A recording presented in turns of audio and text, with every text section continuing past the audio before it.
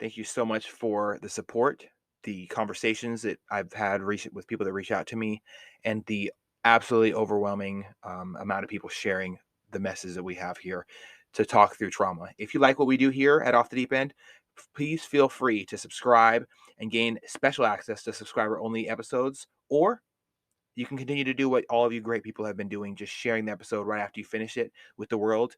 So we can share these conversations, not just with people that we know, but even people that I might not know. I love when people reach out to me and we get to have in real time conversations about the things they're going through. I get phone calls, emails, text messages, and a lot of just personal private messages from people who are going through things. And I'm able to share some of the perspective that I learned from others. And slowly we can work towards the the end goal of stopping at least one person a day from ending their own life, thinking that they can't talk to other people about their problems. Talking through trauma is the goal here at our program here, and I really do appreciate everybody's endless support and all the different conversations we've had so far. So if you like what we're doing here and you'd love to support us, please do subscribe. Hello, everybody. Welcome back to the Off the Deep End podcast. I'm your slightly injured and not so beautiful host right now, Eddie Lowry. I'm here with my boy Mark, and I'm super excited because holy shit, we've never had an honest conversation about you and your life and anything like that. So this is a need to happen, I believe. Oh shit! Yeah, because every time I've come over, you've had your parties, so there's plenty of people. You're busy attending to everybody, so we never were able to really talk because Yeah. you're all over the place. And I think maybe it would be last week at the barbecue at my place. We were able to kind of have a little bit more of a conversation because then you were telling me to sit down so you can talk, and then the roles were switched, and I was you and you were me, and like you're like, let's talk now. Let's talk now. So We have to talk eventually. Like we keep running into each other. It's like a 5-minute interaction. Yeah. When we're around each other for multiple hours, and then we never really get to. I never get to learn more about you. I know you. You have a son. You have a phenomenal mother. Wow, she is so full of energy, and yeah, she runs up the slip and slide, the bouncy house slip and slide at her house. Yeah. You have a stepdad or a stepdad, I believe, right? Yeah, my stepdad. And he used to be on Seattle Police Department. Yeah. You have a son who's 10 years old. 11. 11 years old. Okay, sorry, I was close. Don't shoot me, people. And you work at a company where I know people that work for that company because it's a big company. So, but I've never known, the true person that is you. So why don't you start by giving me a little bit of a background about like how you grew up, what your childhood was like. When we can start from the first time you popped out the vagina. Well, I remember it very vividly. I was born in Silver City, New Mexico. Lived there from 1991 to about 2000. That's when my mom met my stepdad, and then we moved to Texas, Irving, Texas, right outside of Dallas. And that was from 2000 to 2007. And in 2007, we moved here just before the summer before freshman year. And so I've been here ever since 2007. So I guess New Mexico, that's kind of, I think like I don't know if I texted you, or it was New Mexico born, Texas raised, and Washington living. So that's yes, that is exactly what you said. You have on your left wrist, you have a Texas tattoo. Well, the thing was I wanted to do Texas, and then I wanted to do like tree roots over it, and then that grew to like Washington, and then the New Mexico flag, or like how the flag has a sun, and do that as a sun. So I wanted to show like Texas was my roots, and then that grew to Washington, and then New Mexico has always been like the source. But I've just been lazy, and then after I got this, I went to the poll, so it kind of like faded it all out, and I've just been lazy. I mean, maybe we'll go together and get a tattoo or something, dude. I'd love to get my left sleeve finished up. I need some. I don't have any Washington tattoos because a lot of times I'm frustrated with Washington, but it's not really the people. It's usually just the government, politics. man. And yeah, I was thinking like a new idea would be like, because Texas is Texas, New Mexico, and Arizona. So I think what I want to do is just like combine them and then just put Washington up here, like the state. The actual state, maybe the flag inside of it. But yeah, I'd be done to get a tattoo. That's why I got the semicolon behind my ear. I think you talked about that on the episode with Russell Brand. He brought up the semicolon, which was how in English, which is my second language, it's not. I just suck at it. Uh, the semicolon is the semicolon is the continuance of a sentence, which for drug addicts, alcoholics, and people who've tried to commit suicide but lived, their life continues. So that's what the semicolon is. So I got that behind my left ear. Wow, man. So and I kept it. That came full circle. Shit. Yeah. So I bought. I have it there because I didn't want to do it in a too obvious place. Like you'll see it. Some people don't even know it's a tattoo. They're like, "What's wrong with your?" And I was like, "Oh, it's nothing." Or they'll ask, and I'm just like, "It's nothing." So if they really, and to me, it's more of like if you want to look it up, you look it up. Sometimes seen people who have it too, and they're like, "Oh, nice, I like that," and then they'll show me theirs, and then we kind of connect. We don't share stories, but we're able to realize we've been through shit, so we share like that little moment together whenever you run into someone who has that tattoo.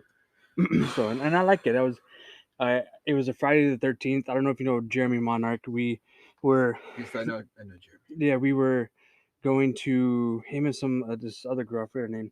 We were going to look for a tattoo place, and they had that, and that was one. I got this thing. It's supposed to be a spaceship, but people think it's the Space Needle. So I'm like, all right, well, I guess it's a Space Needle then. It's not a spaceship. So I got that, and then the semicolon. So Very cool. That's how that started. Well, I like your ink, brother. First of all, and second of all, I really do think it is. You and Russell share that factor of beauty, because there's nothing more amazing than being faced with a low point in your life and deciding to go forward and up. Yeah. In the direction of preserving your own life, saying my story's not over yet, or I want to better my situation. I think it's beautiful, man. And I'm gonna have to reach out with some of my other buddies who have survived their battles with addiction and their battles with suicide, and tell them to get a colon tattoo, because that is a beautiful forever moment thing. Yeah, because I like it. It's like a simple. You can be like a small. I've seen some people have it like right here. That's where I was gonna put it, like on the outside of your wrist. Some people, I've seen some have it bigger, So, but for me, it's like I didn't really want people to really notice it. I just wanted to put it for myself. I know it's there, and I honestly I forget it's there. And sometimes people be like, "What's that's when they?" You're a very humble person. I'm not surprised. Yeah, I try to be humble. If I became rich, I wouldn't be humble though. I'd forget everybody. Good. Me too. I know you're joking, man. Well, that's beautiful, dude. If I do ever meet Russell Brand, I'm gonna call him the American version, because like Russell Brand, the comedian from England. Do you know what I'm talking about? Yes, I know. Russell Brand, yeah, the American version.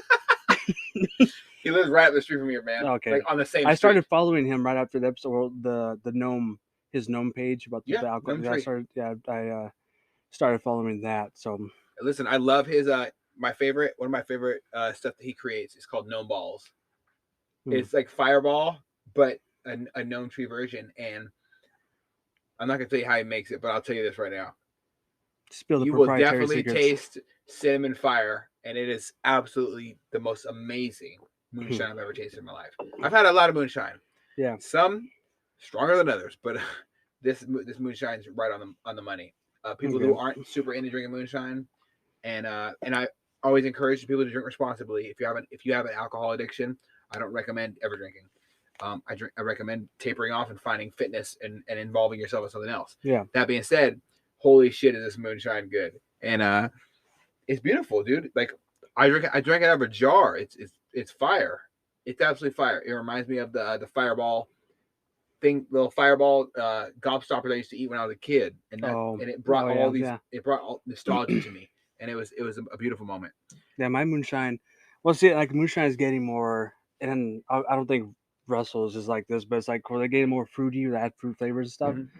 But I remember the first one that I tried, I was probably my son's age, and it was at my little brother's birthday party in New Mexico, and my uncle comes down. He comes up, and my uncle was like the crazy one out of the family. Not really crazy, he was just a wild one. And he had 2-liter of Coke, and I was like, "Oh, let me get some water." And my uncle was like, "You sure you want this?" And I was like, "Yeah, it's water." And I took like the biggest gulp, but it was like moonshine from the hills. And I just remember, and then my dad was laughing, and my biological dad, he was just like, they're laughing. And for the whole rest of the party, I was just like on the couch, laid out. Yeah, dude. done. You were just like a little 10, kid. You're like 11. Yeah, Jesus and Christ. that's where all my problems started. Yeah, damn. Holy shit. So what were some things that really stuck out to you about your childhood that are going to be engraved in your mind for the rest of your life? What is it your relationship with your mother? Because I see it's great. I see she has so much love for you, and she talks about you with a very Well, very high, you know, yeah, pedestal as no, well. I love my mom. There's so growing up, she had me the same age I had my son, about 18. Okay. So, and the town we're from, it's like everybody knows everybody. I didn't find out till years later that it's like a big drug town too. Meth is prevalent there. Okay. There's a lot of people. I think I had a family member. I didn't really know him, but passed away a couple months ago, and it was like one of those like on Facebook. They're like, "Oh, so and so passed away," and then I got a call like, "Who's this?" Like, "Oh, that's your dad's brother, cousin." Like it's his family. It's the type of town someone you where have no heart yeah, it's for. the type of town where I'd be hanging out somewhere on the couch with my dad, with my brother, and I'd be, "Oh, that girl's cute," and he's like, "Oh, that's your cousin," and another girl come back, "Hey, what about her?" And he's like, "Oh, yeah, that's your second cousin." I'm just like, damn, I can't. I come here the summers trying to chase some tail, and I can't. I gotta watch. There's no tail. There's no tail to gotta watch. chase. There's no tail to chase. That's Yeah. your family tree. Exactly. Actually, I think the joke is like our family. It's not a family tree; it's a family bush because it's just there's a lot of stuff that happened in the family that's kind of messed up. But so yeah, childhood it was pretty good as a desert town. The type of town where I grew up with a BB gun. So me and my little brother, we'd go out in the desert and we'd shoot lizards, birds, until I shot like one of the most beautiful birds I'd ever seen, and I like held it, cried. It was like a beautiful yellow bird. I shot it, and then I remember looking. I was just crying. After that, I never shot. I never used the gun until like years later when my stepdad took us shooting, and that's when I held the gun. But like that was like the moment for me where I was like, I can't do this again because it was just a cute little bird. It was just being stupid kids shooting shit. And all that.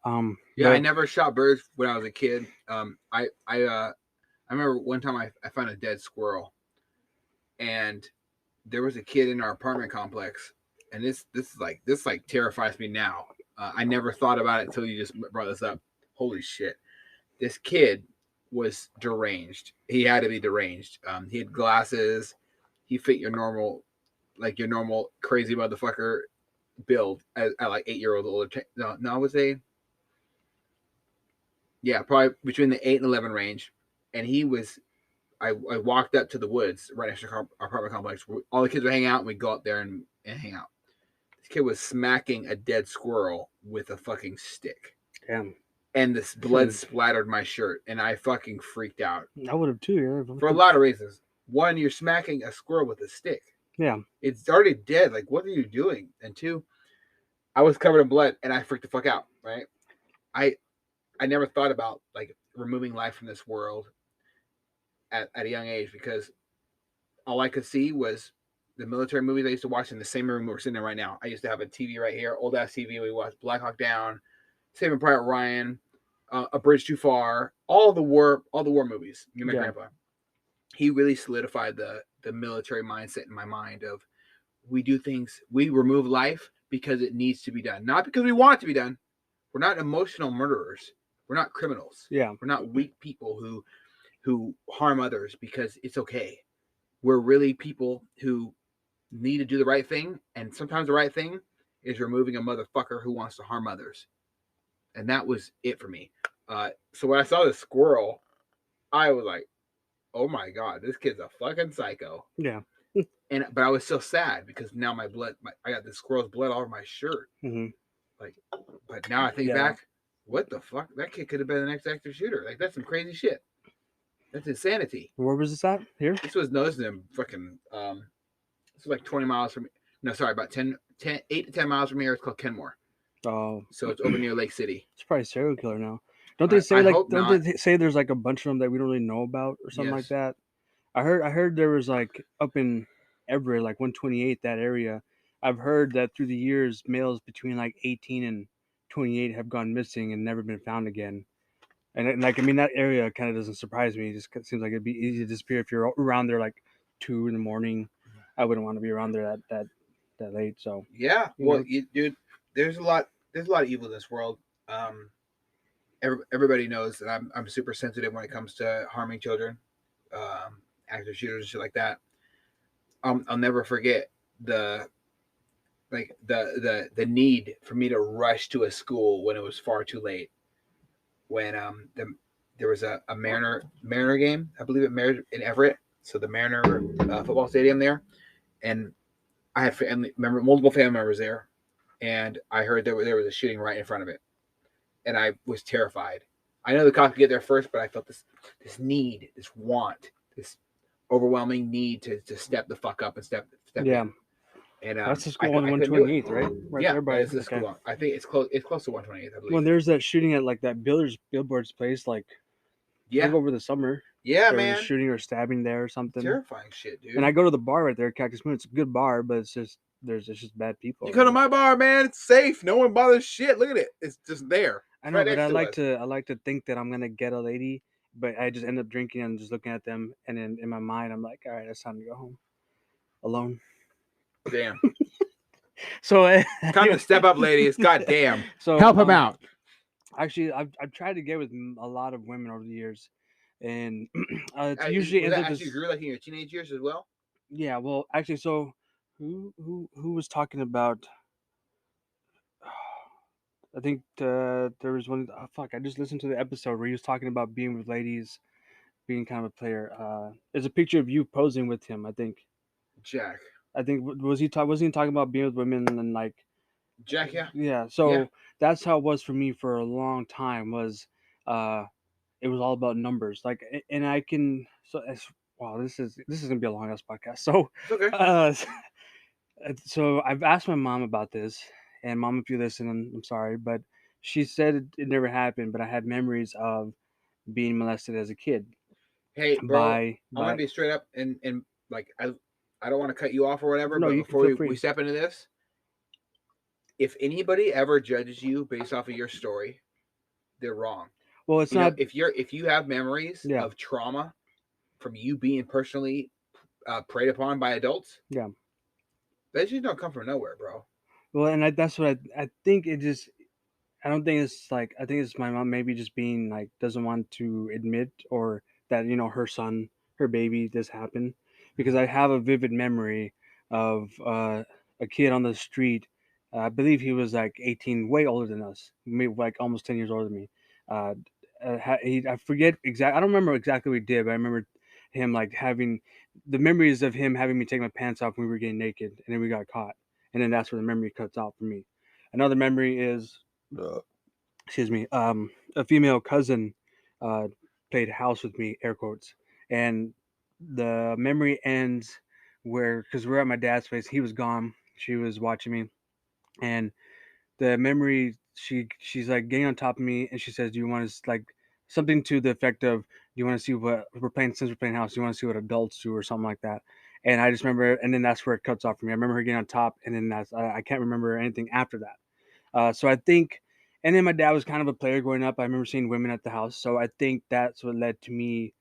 It's hard for me to commit, or I realized it's hard for me to commit. So, I tried to like find love with women, and then when one woman would turn me down, then I'd be like, all right, fuck them. I'll just start having sex with a bunch of them. So I would just play a bunch of them. So it was just a vicious cycle that I ended up having. I think just the past couple of years, I would say past 3 years, I realized I had to put a stop to it because it was just nothing.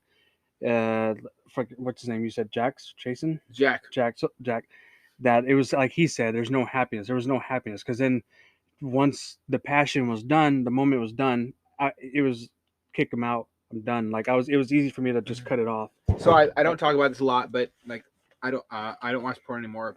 But like I know when I was growing up and like a kid and shit, I'd watch porn, and every guy knows after you bust a nut, you get this weird feeling of like, oh, I'm done with this. Yeah, you talked about how the biological feeling where like the monogamy thing, like we're meant to procreate as men, so that's what it's hard for us, like as society says we're supposed to be with one person, but naturally it's supposed to be like with multiple things, multiple partners. But we're not supposed to have just one partner. It's unnatural to have just one partner for human beings. Yeah, it's science. It's not me.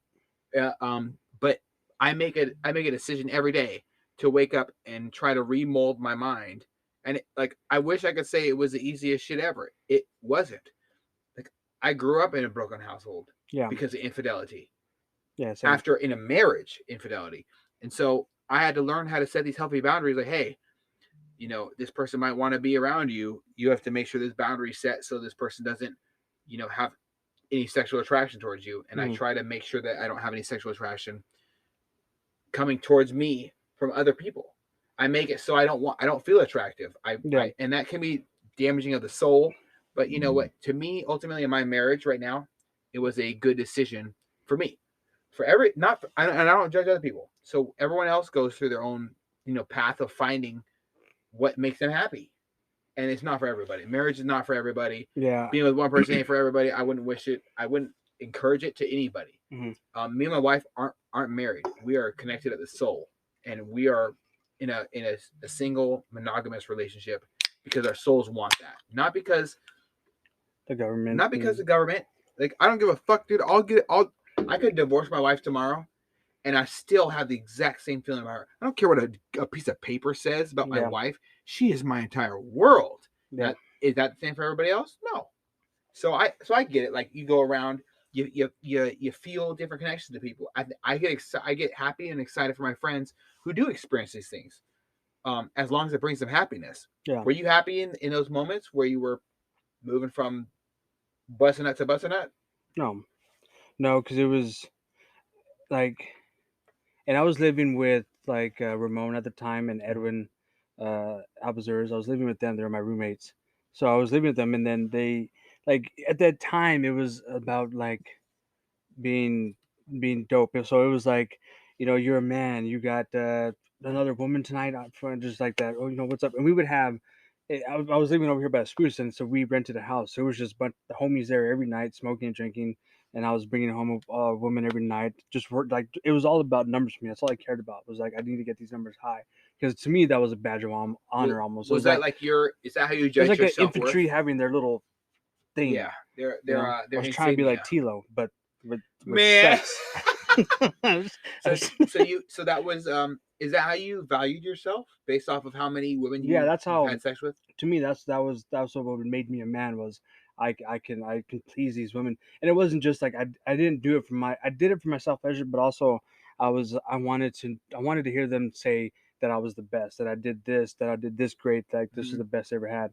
So that I had to hit that plus the numbers. Okay, so let's talk about that a little bit because I've experienced friends in my life who don't think it's a good thing to please their partner, no matter where they are in a relationship. Like, it doesn't matter if it's your wife, your girlfriend, your a random person you're hooking up with. In my opinion, it's important to try to sexually satisfy them as much as possible.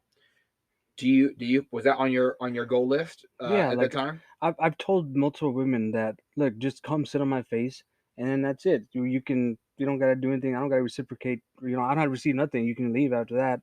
All I just want to please you. Suffocate me in your fountain of youth, and then you can leave after that. I love that fountain of youth. So Lord knows it is the fountain of youth, man. Yeah. Fuck. So for me, it's like I wanted to do everything I can to please them. I've had one woman like fuck me, like she held me down, someone fucked the shit out of you, and she was on top. She went at it. Like I started gripping the bed sheets because I was like, oh shit, like I was scared. But that was one of I tried to hold her since then to like try to date, but she kind of turned me down, I think, unfortunately, because I was like, I need to have that again, that rush, that fear for my life, but in a good way. Man, sex is a beautiful thing. I can't say I've ever had a bad sexual experience. I can say I've had some uncomfortable ones where I was nervous. Yeah, same. But we can all associate nerves with wanting to do great and do a good job. And as young men, what are we told? Hey, you better make her fucking come. Like it's a normal thing. Like, and sex is a very exciting subject that I plan on getting into in a series about. I plan on bringing on some sex therapists and getting into that, but it's always important to hear what everyone's personal goals are. So you're gonna have like the models here, like a vagina model, and no, not a vagina model, like a sex therapist, like someone who can identify like, and I want them to help people. I want them to. I need somebody to help me, and I might have to like put videos along with the podcast for this. That's what I'm saying. It'd be people, cool to help people find the clip that can't find the clip because it's really not especially that the sex therapist. Like you do a video do on your their job, like, dude. Yeah. Like, I'm a man. I'm a man. You're a man. At the end of the day, we can say that. I might change. We'll see. There's you might change. We'll see. Okay, for right now, you're a man. there's nothing wrong with saying we want to please our partners. Yeah. And a lot of guys are out there just thinking about the next nut, and Yeah. it's really not the adult thing to do. Yeah. I believe wholeheartedly the most important thing you can do when you're sharing your body with a sexual partner, is pleasing them in every way you can possibly, Mhm. and make them feel loved and safe. And you know what? Once that encounter's over, it's over. If they come back for more, great. If not, it is what it is. Did you ever find a person other than the lady who fucked the life out of you, to make you feel that sense of comfort? Yeah, there was a there was a lady. If some people listen to us don't know who she is, but she was an older lady, quite older than me. Maybe 10, 12, 15 years older than me at the time. So we So she was a cougar on the hunt. oh yes. And so Oh, whoa, whoa! we Change I the tone of your remember voice, man. I got nervous. like I gotta take a bathroom break. And so we met in a candy aisle of all places, and so I remember she just kept giving me that look. I could see that look that she was The just hunter. yes, I could see that I was a little rabbit and she was a cougar, and I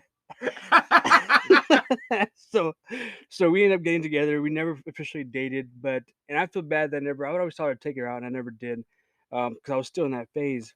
And I do wish to this day that I would have stopped more, because like I think that was the one time where because we would meet and we'd have sex, and it was very passionate because like it was the passion that I imagine maybe you and your wife must feel, where you can feel that connection, like you feel it in your heart, like Yes. you almost to a point where you want to cry because you feel that It was connection. It's overwhelming, brother. And I remember like I would grab her like neck and I would look in her eyes, and she didn't like looking like doing that because she knew the connection.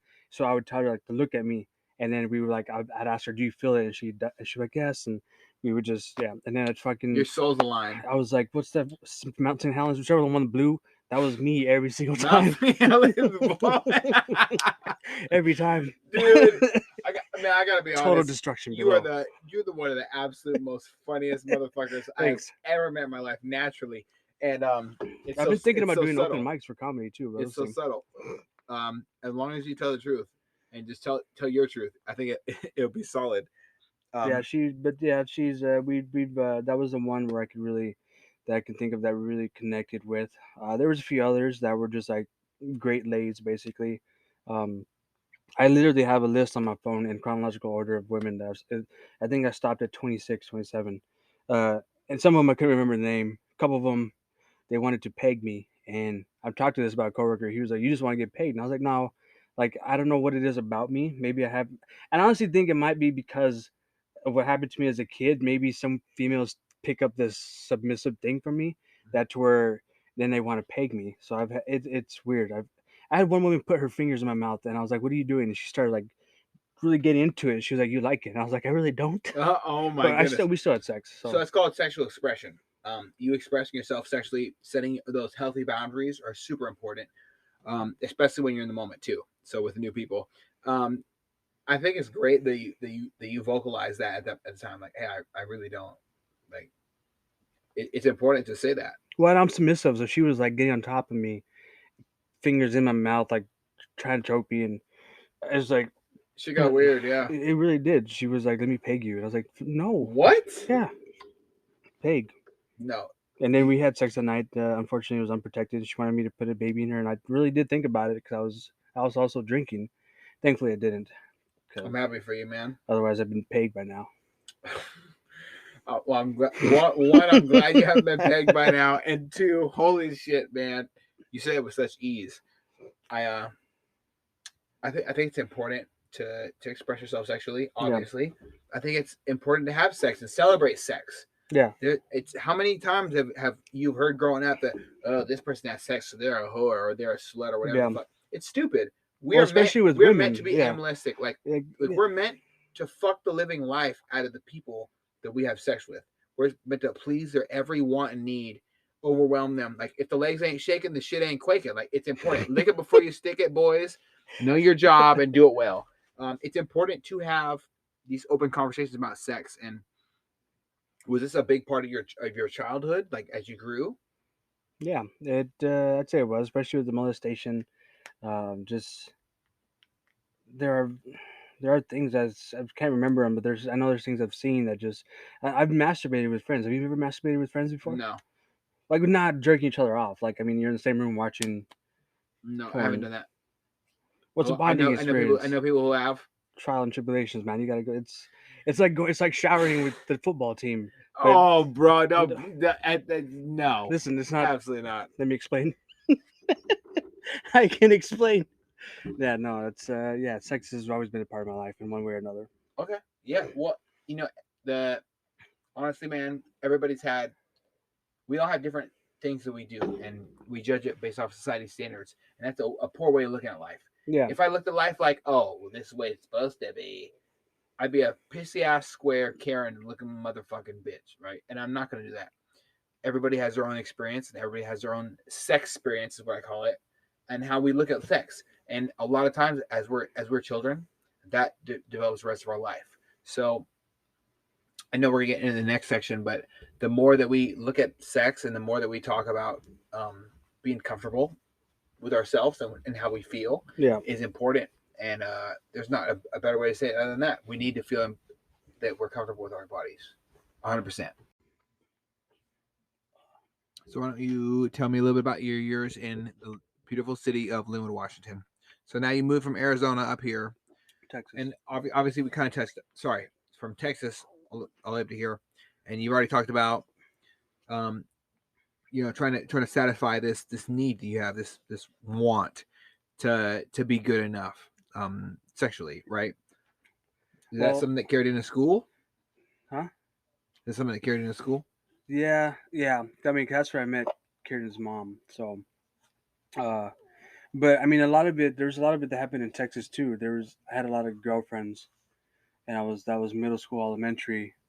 Uh, that's actually where I fell in love with black ladies because I met a beautiful black lady in middle school, Mhm. and she turned me. She would write me notes, and it was very descriptive of what she wanted to do, and it was too descriptive for a middle schooler to write. So I don't know what happened in her life, Mhm. but it was very sexual. I loved it, and nothing ever happened like between us. What was the regular old like happened like little finger banging, you know, Okay. swishing the can, and yeah, that was about it. That was like the sexual part that happened for me in Texas. That was it. Um, but yeah, so nothing. I was chasing women then, tried so hard, and then so move. So then we move here, and so I go to LHS, and see LHS. Let's see what happened his freshman year. Oh, I dated a chick. Uh, I won't say their names because I'm sure everyone knows them. But I dated her, dated a few of them. Actually, one of them came for oh shit, I should know who she is. She came for the high school reunion, so she came back. It was sexual, like but yeah. So anyway, through high school, I was always very sexual. That's where I met Kieran's mom, and she was also a very sexual person. She also had things happen to her as a kid, so that kind of brought us gravitated. Like breaking down the childhood. Yeah, because we were able to be like we were both. This happened to both of us, so we can connect on that level. So we're both very hypersexual. So we were like we would be making out hardcore outside of Mr. Heberlein's classroom, and he would come out and be like, "All right, guys." Mr. Hab, man, yeah, Poor Heberlein. Poor Hab. He's We're my friends. Facebook friend, man. He is mine too, but I don't think he follows me. Him, Mr. Chen. I don't think they like follow me. We're friends. But I don't think they follow me because of the shit I post. But yeah, Mr. Heb would come out and he would be like, "All right, you two, time to go to class," and we would just be tongues in our mouth and just going at He's it. looking forward to just breaking y'all up at this point.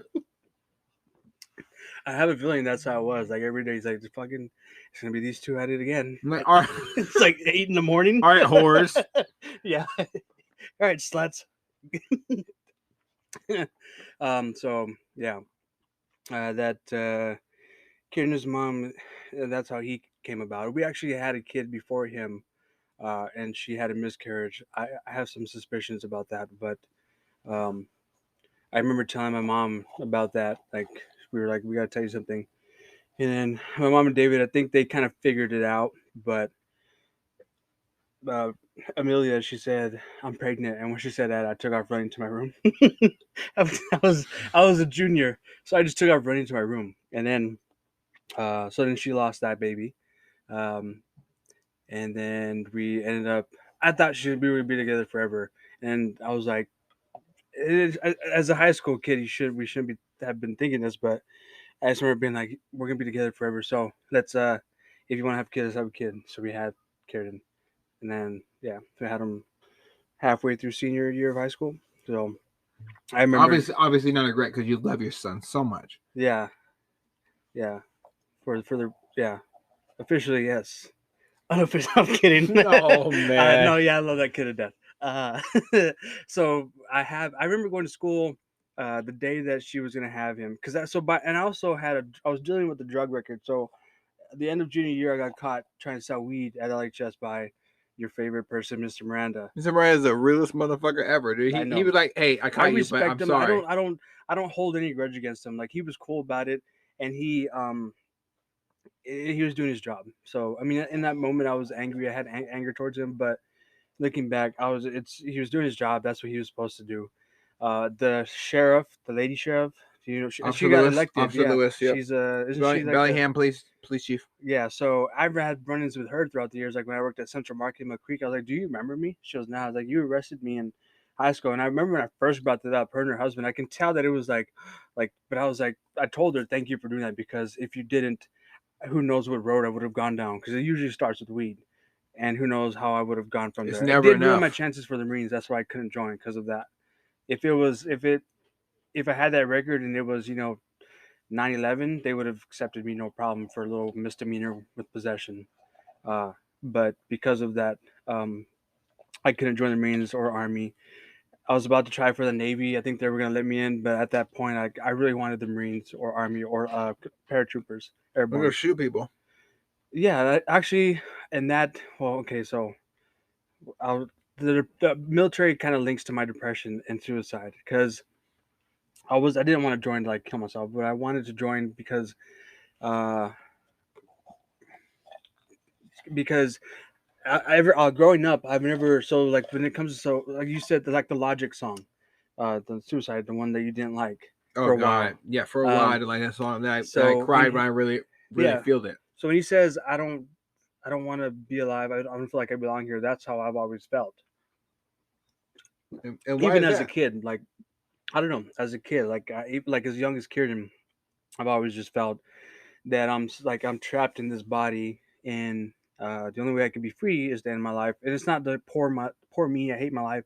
It's just I don't want to be here. I don't like it here. That's legit how I feel. That's why I cover it up with humor and all that. And that's kind of why I like watching. I like humor, and every now and then, and you reached out, and I think your friend said in a podcast before that sometimes people don't know how to express themselves, which is, you've reached out multiple times when I've gotten to the point where I end up posting some depressing ass shit, and you reach out. So then, obviously, I'm very thankful for that because that's helped a lot. But I don't know. I don't know how to like really open up. So I'm hoping that every time I reach out to you, yeah, it does help. we're getting And closer to the part where you reach out to me. We're so close, actually, and I know we are too. I can other feel it, day- bro. I can feel it in my skin when I see sharing your posts, and you put things on the internet yeah, that make me really They make my heart hurt, and that's the only way I can say it. I know exactly what it's like to want to end your own life. I know exactly what it's like to have to clean up my friend's apartment. I know what it's exactly like to look at my friends' families in the face and tell them that they're gonna have a son in real life again.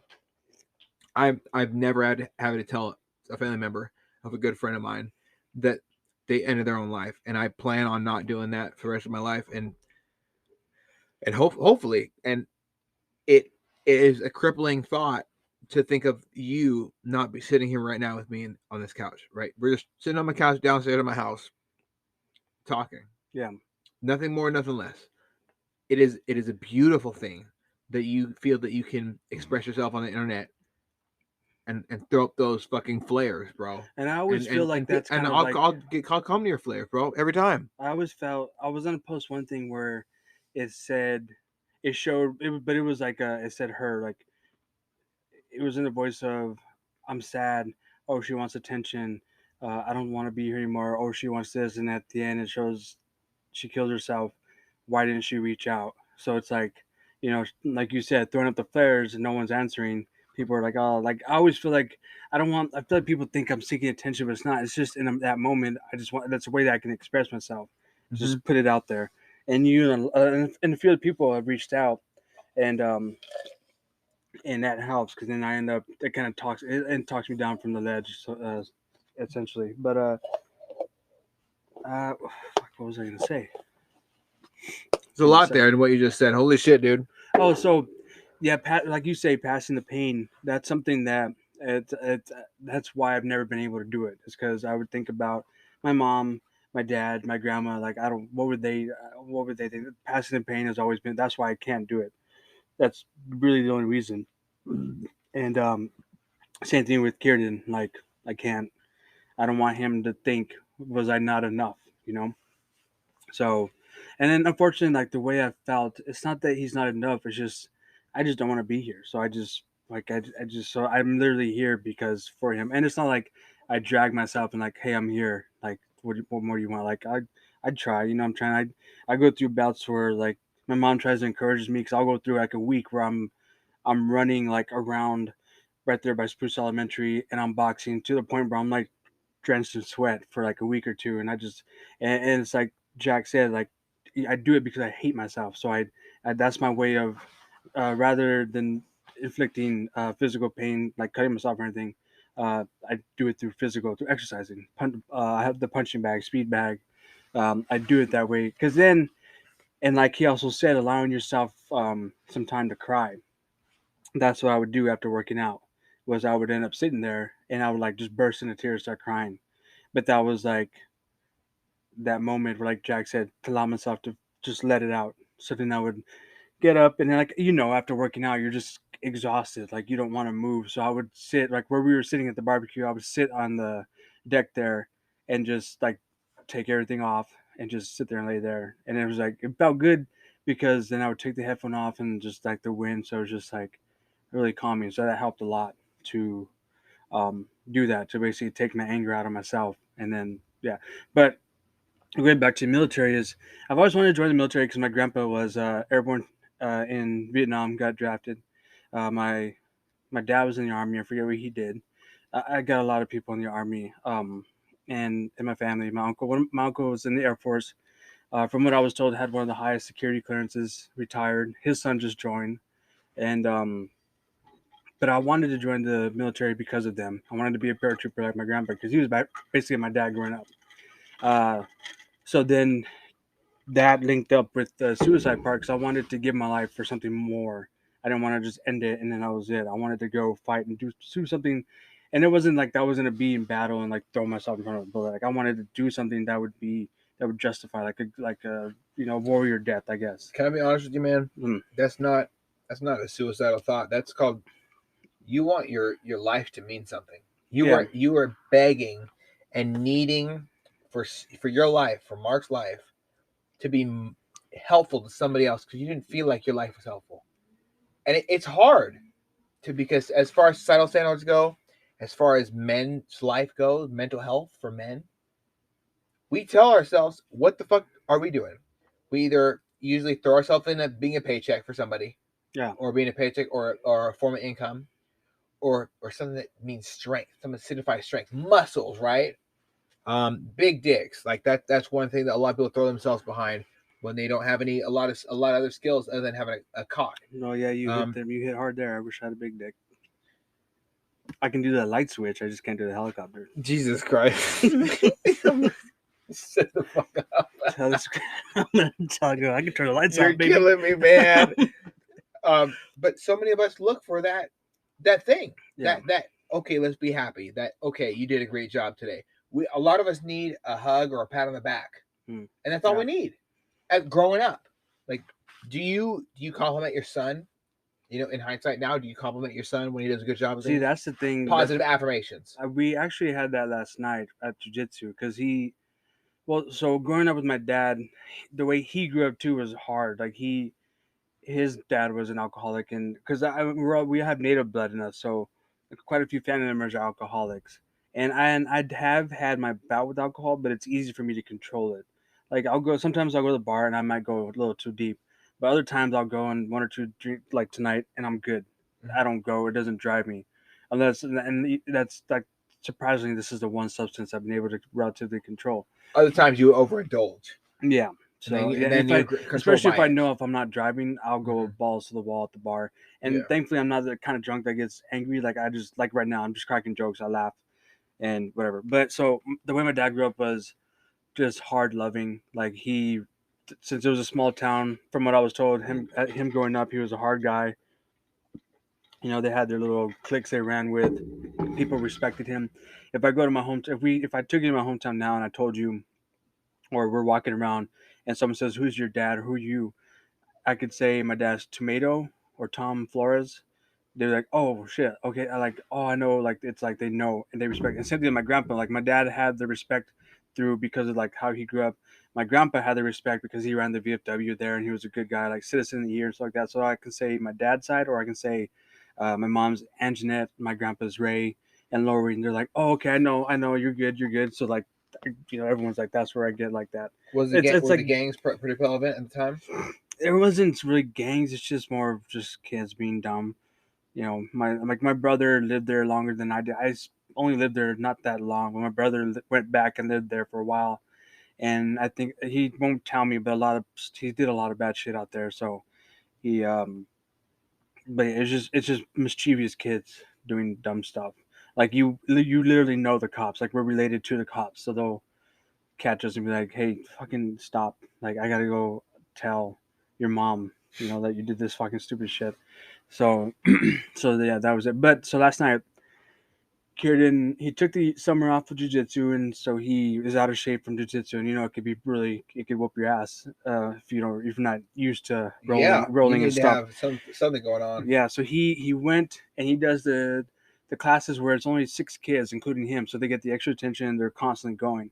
Last week, got his ass handed to him, drenched in sweat, and he was like, "I'm done. I don't want to do this." So I said, "Okay, we'll go to the Monday and Wednesday classes. That's all the little kids, bunch of them." So I lied, and then this week I was like, "No, we're doing Tuesdays, Thursdays." I didn't let him go Tuesday because Wednesday was first day of school, so I was like, "I don't want you to be all out of it." And we went last night, and we parked there outside. He's like, "I don't want to go. I don't want to go." And I actually said something that you and your sister talked about, where I told him I want you to be better than me, but I told him that some of his friends that he's friends with at school are special. They have disabilities, and I volunteer at the school, so I know some of them. And one of them, I don't want to say his name, but he's a really lovely kid, uh, and he'll give me hugs and everything, and just a great kid. So I told Kieran, I was like, I want you to learn how to defend yourself. Because when you get older, you need to learn how to do that. I want you to be better than me. Because when I was a kid, I gave up on stuff like this, and I don't want you to give up. I don't want you to be like me and keep giving up. I want you to be someone who faces it and keeps going. I said, you told me you wanted to be a Navy SEAL the other day. These SEALs, they don't give up when something like this gets rough. Absolutely They not. Yeah. and I had him. We were watching American Sniper, and the scene where they're doing buds and they kind of like do the butterfly kicks. I had him do that like couple two, and he stopped. I was like, "See how hard it is." He's like, "Now look at how long they're doing it." So I told him, like, if you want to be a SEAL, you want to be a cop, even if you want to own your own business, the only way you can be successful is you can't just give up when things get rough. I said, life's gonna get hard. You're gonna have bills. You might get behind on bills. It's gonna get hard. You can't just give up, because then you give up, you're gonna be essentially a loser. And I said, there's nothing wrong with people who just go live and are quote unquote losers. That's if they want to live their life like that, that's them, but I don't want you to be something like that. And I said, I'll support you no matter what, but it's my job to try to get you to be the best you. Um, so Wow. I told him, so I told him, those friends of yours that have these disabilities, I've seen them get bullied in high school and middle school. I said, I couldn't do anything because I was just following the crowd, and I regret that. I couldn't defend them. And I told him, if you learn how to fight and handle yourself, then when you see them get bullied in high school or middle school, you're going to be able to step in and tell to stop it. And if that bully wants to keep going, you'll know how to handle it, put them down until the situation gets resolved. So that's when we kind of got out of or he was like, I was like, dude, if you're gonna give up, then I'm taking away the VR, I'm taking away the Xbox, because you're not just gonna go back. I was like, you don't give up when you're playing the VR, you keep playing. And you So don't get to, and this is something I say for my wife's little brother as well, Jackson. You don't get to pretend you want to play video games. You want to pretend you're a fucking a Green Beret. You want to pretend you're this amazing person who will go and get and take bullets for somebody else's opportunity to survive in this United States, like in the United States.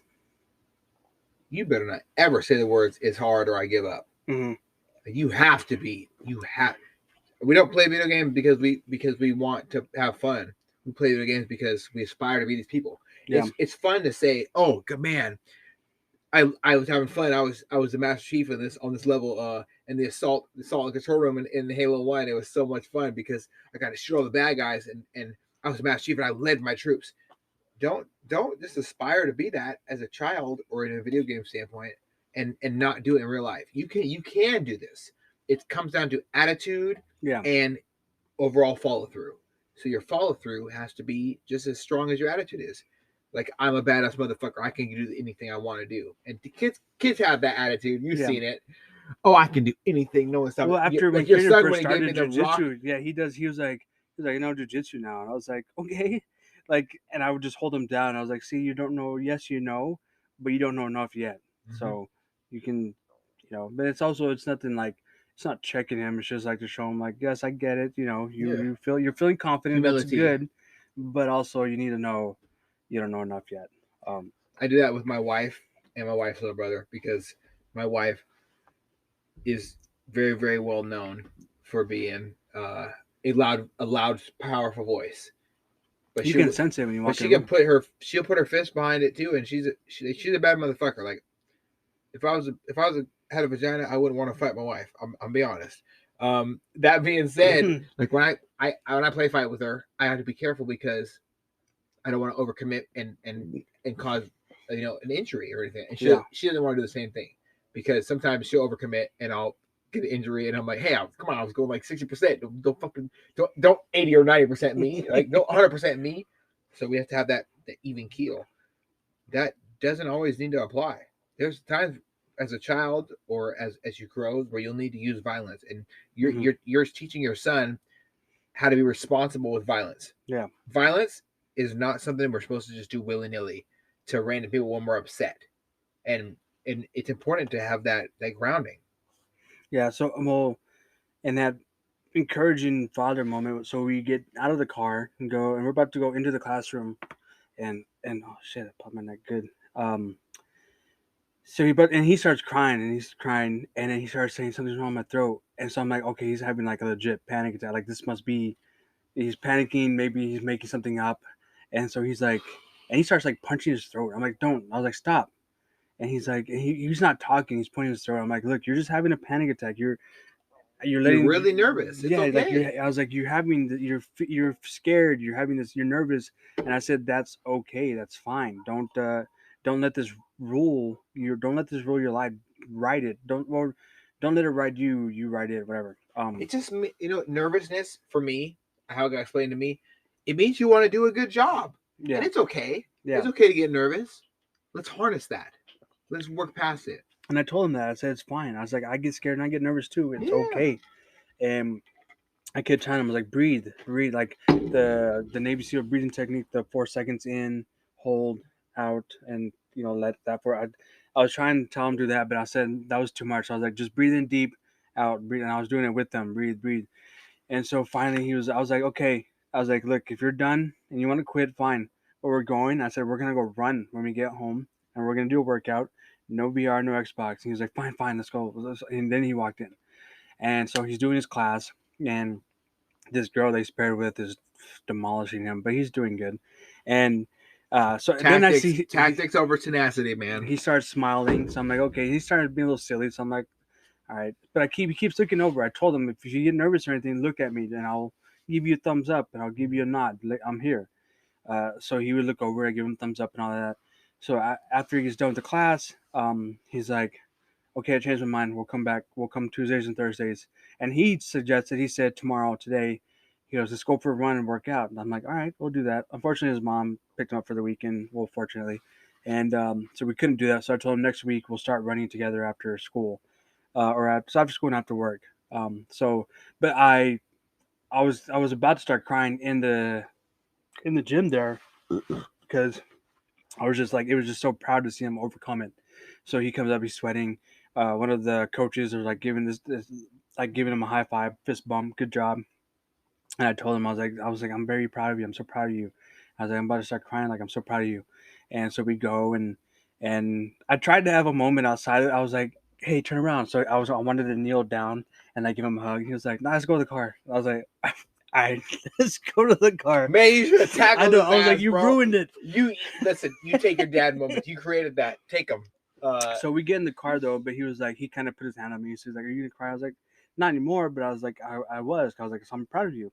And then he asked me again. He's like, are you really proud of me? I was like, yes, I'm proud of you, dude. But sometimes it's in that moment I was actually able to really express it. Usually when I tell him things, I'm kind of like shut off emotionally, but that's because that's how my dad was. So I had that disconnect with him. And but it's beginning easier to open up with my kid because I don't want him to have that. It's that end the cycle thing. Like I don't want him to be like that with his kids. So that was the one moment last night where I was able to like be proud and be like, all right, that's good. He was proud. He was happy. He was pumped. He was like, I'm ready for next week and all that stuff. So I was like, okay, good. If he ever doesn't want to do it, man, bring his ass Well, I over told him here. about what you were talking about. You were talking podcast where you and Jackson do, and I told Kieran, I was like, dude, you think it's hard now? I was like, dude, I go easy on you. I was like, Eddie makes Jackson run, well, not makes, but has him run and exercise. And I was like, so if you want, we can go over there and I'll have Eddie. You can go run and do all that. He can just Jackson. spend the day. If he spent one day with Jackson, it would create a really strong bond between the two of them. No, I really do. I think it'd be beautiful, bro. I do want to find a day. I really do want to bring them over. I think they'll do good together. Probably next week. We can probably do like Wednesday or something. So that would be great. But yeah, that was a good moment. You know, I wanna. It's like you told your sister about your kids. Like I wanna. It's been about a year. He's been in jiu-jitsu, so I think I want to keep him into at least high school. Yes, do it, bro. But it's funny because his favorite color is blue, so he just wants to get to a blue belt. I'm like, but don't you want to go like to a black belt? He's like, no, just blue. I was like, well, that's good. I mean, that's dude. He can if he stays with it from now. There's no limit. I'm super excited because since you brought up jiu-jitsu, I'm gonna have my boy Clutch over from Kindred Jiu-Jitsu. He's one of the I think I've heard one of the professors. professors. That's what you were talking about. He's one of the professors over there, and so he was a part of my sheepdog response course when I was doing the shooting over there. Okay. And it was overwhelming to see him. I saw the cauliflower. I'm like, okay, I know this is real deal. Yes. And then he said he was for the jiu-jitsu portion, and I was like, oh my god, I can't wait for this. And then I heard about this Kindred Jiu-Jitsu like 3 or 4 times, and I'm like, fuck, I can't wait to sign up. The next week I hurt my shoulder. I have my Amazon cart. I remember you telling me Amazon about cart it was full of jiu-jitsu shit, and it's sad, but I'm gonna have him on my podcast. I'm super excited to learn more about jiu-jitsu and then pursue it as a life choice. I do want to do it. You want to do it too? Yeah, because I think it'd be. I've always wanted to learn a style. I wanted to either do jiu-jitsu or Muay Thai, and I've always loved Muay Thai because of the movie Ong Bak. Yes, Ong Bak 1, 2, and 3. Best movies ever, man. Just seeing him fuck those dudes up. Me and my little brother got into a fight once in Texas. I did the flying knee kick to him because we watched that. That's it, dude. It's over. And he put like an X on his chest because he saw me coming. Fucking flying knee kick right into him. After that, he ran away. He just got some things, went to the park across the street, and then he was like, I'm done with you. I'm not surprised. Ong Bak is a pretty serious thing, but jiu-jitsu is a beautiful thing. Like for what people like, oh, why do you want to do that? You're trying to be like the light skinned John Wick or something. I say, well, maybe, bitch. Why do you ask? Maybe I do. But a lot of John Wick stuff was John Wick stuff was judo. It was judo. So I don't know if maybe judo's in the future. I don't know. I want to do things that challenge me emotionally, physically, mentally, spiritually, and make me be the best dad possible. And you in that moment for your son, telling him you were proud of him was the best. Yeah. You know, the best moment. And that's a great dad moment too. Because perseverance, it teaches the children how important it is to fight through small things. Because these are small things. Yeah. Oh, I'm nervous. I'm nervous about getting back. It's small as shit. But to them, it's the biggest thing in the world. Yeah. When you, as a parent, support your child persevering, it is the most impactful, beautiful thing that any child could ask for. I wish I had moments like that where I could, look back on and say, I really tried my hardest and I succeeded. Are you thinking about making a podcast? Spotify has a platform that lets you make one, and if I can figure it out, you definitely can too. You can create your own content all in one place for free with zero hangups and even earn money as soon as you get started. Spotify lets you record and edit episodes from your phone or computer so you can go mobile, just like I enjoy to do. My favorite thing about it is that you can create video episodes if you wish and upload them to wherever podcasts are heard. You can even set up subscriptions, or if you're like me, listener support options for listeners to help you grow. I 10 out of 10 recommend the Spotify for Podcasters app. Or, why don't you just step over to www.spotify.com/podcasters to get started on your own podcast. So there's a book I could recommend to you, and I could recommend to anybody in this entire world. Scars and Stripes by Tim Kennedy and Paul something blah blah. I don't know his last name. But it was a overwhelming, immersive experience for me to listen to this, and all the avenues that went into it, man. And I highly recommend it for you and your son to listen to as well. Listen to it together. Take notes. Write down things that you felt going through it. Just sit there in a dark room for an hour. Like I would say an hour a day, until you get done with it. It would probably take you like 15 days to get through. Okay. But every hour, every day, spend 60 minutes with your son. Listen to this book. Write down your feelings, and save that for later. And by the end of it, you'll have a lot of lessons that you've learned. It's all written in the first person perspective. So from him being a child all the way up to him being 42 years old, pulling kids out of Afghanistan, and it's fucking huge, dude. Well, we did. I got him the Jocko Willink books, and so I read Jocko Willink's one of Jocko Willink's like leadership books, and I got him. Jocko Willink wrote some books for kids to like build their motivation and confidence. So Yeah. I bought him all of those. We did start reading them last year. We didn't finish them, so I'm gonna pick that up again. But I do have Jocko Willink's one of his books. I think the first one he wrote on leadership, and I read that one. That one changed a lot of how I did with leadership, that, and like how I saw it and how I started to project myself at work. So I mean, there's a lot I need to work on, but yeah, I got that. We're humans. We're imperfect. Yeah, I got what's the other book? Something dichotomy of leadership or something like that. I think that's exactly what it's called. So I got that one. But one thing I wanted to say. Wait, what's the? My phone's over there. That you should tell your sister to listen to this too is there's a video, I think it's called Unstoppable, by Eric Thomas, Jocko Willink, and David Goggins. E.T. is fucking amazing. So it's Eric Thomas, Jocko Willink, and David Goggins all in one. It's a cut up of them, and I listened to that working out because it's all of them. Like I think it starts off with Jocko, and he's like talking, and he's like, "So you want to give up? You're tired?" And he's like, "Well, guess what? It's like there's no giving up. Pick it up, go." And then you got, of course, David Goggins just pushing you, and then there's ET going at it, and so I listening to that run. That's while running or working out. That's pretty intense. Yeah. Eric Thomas is an amazing person. I love him. So some of the books Jocko has written as Extreme Ownership is one I really, really do believe in. That's the one I have. That is a 10 out of 10 recommendation. But yes, The Dichotomy of Leadership by Jocko Willink and Leif Babin is the one you were mentioning. And holy shit, when you listen to something from a person who's gone overseas and came back and try to present things they've learned into English, let alone a way that's going to help you, is overwhelmingly beautiful.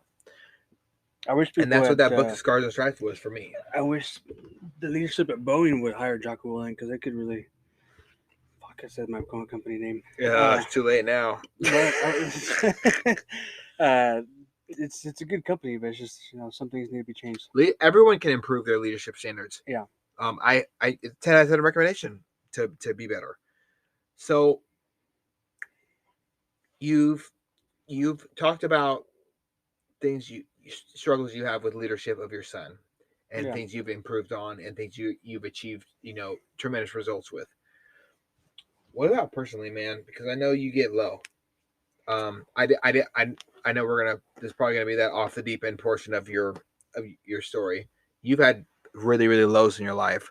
What caused those negative things to completely grip you in their grasp and tell you that you're not meant to be here anymore? Well, I don't know where it all comes from. It's how I've always felt. It really is. I really have always felt that I just don't belong here. Like I guess the best way I can explain it, it's like whatever. It's like my soul is trapped in this body and it wants to escape and go to where it belongs. Like whatever the afterlife is, like it wants to go back, and like it's just trapped here and it wants to go away. So it like it's just the only way I can do that is to end my life so I can be free. It's not just like I said, it's not a sadness thing. It's not a I hate my life thing. I just don't want to be here. I don't feel like I belong here. Do you think you have a lack of dopamine or testosterone that's impacting your hormones to No, the point where you're I feeling think I that way? just have a lot of mental issues because there'll be days where I have the highest of highs where like I'm living.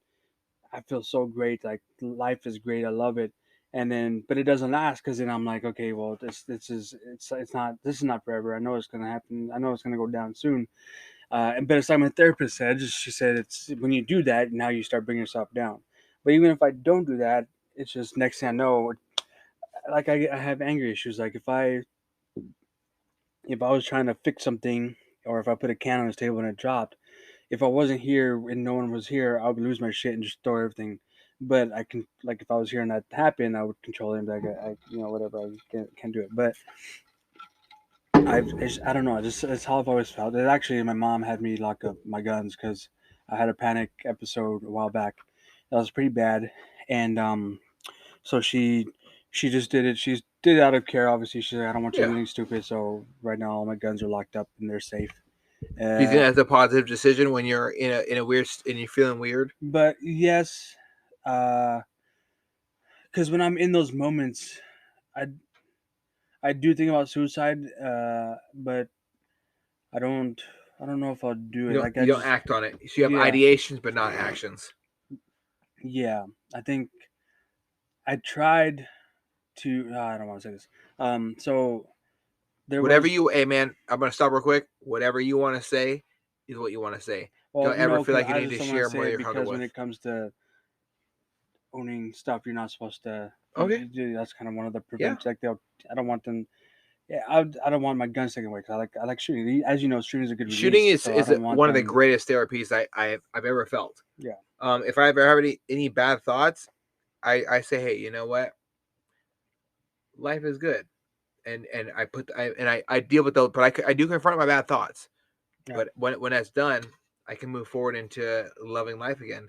And if I feel uncomfortable, I reach out to somebody, and you do, you put up that fucking red flare for people who pay attention to you, and they will reach out. Like I always reach out to you. yeah. There's never going to be a time where you're not in the forefront of my mind because you're someone who lives near me. You're someone who has a son who's Jackson's age. You're somebody who I care about personally, and I don't ever want you to feel alone. I usually talk to people about mental health that are in different states. Today, I got a fucking phone call from a buddy who I deployed with, and he's in Spain. And like I'd be honest, it really fucked me up hearing from him and him telling me that he's going through the toughest time of his life. They're not getting his meds right. Hmm. They're not taking good care of him. He's seen a therapist once. His meds are off.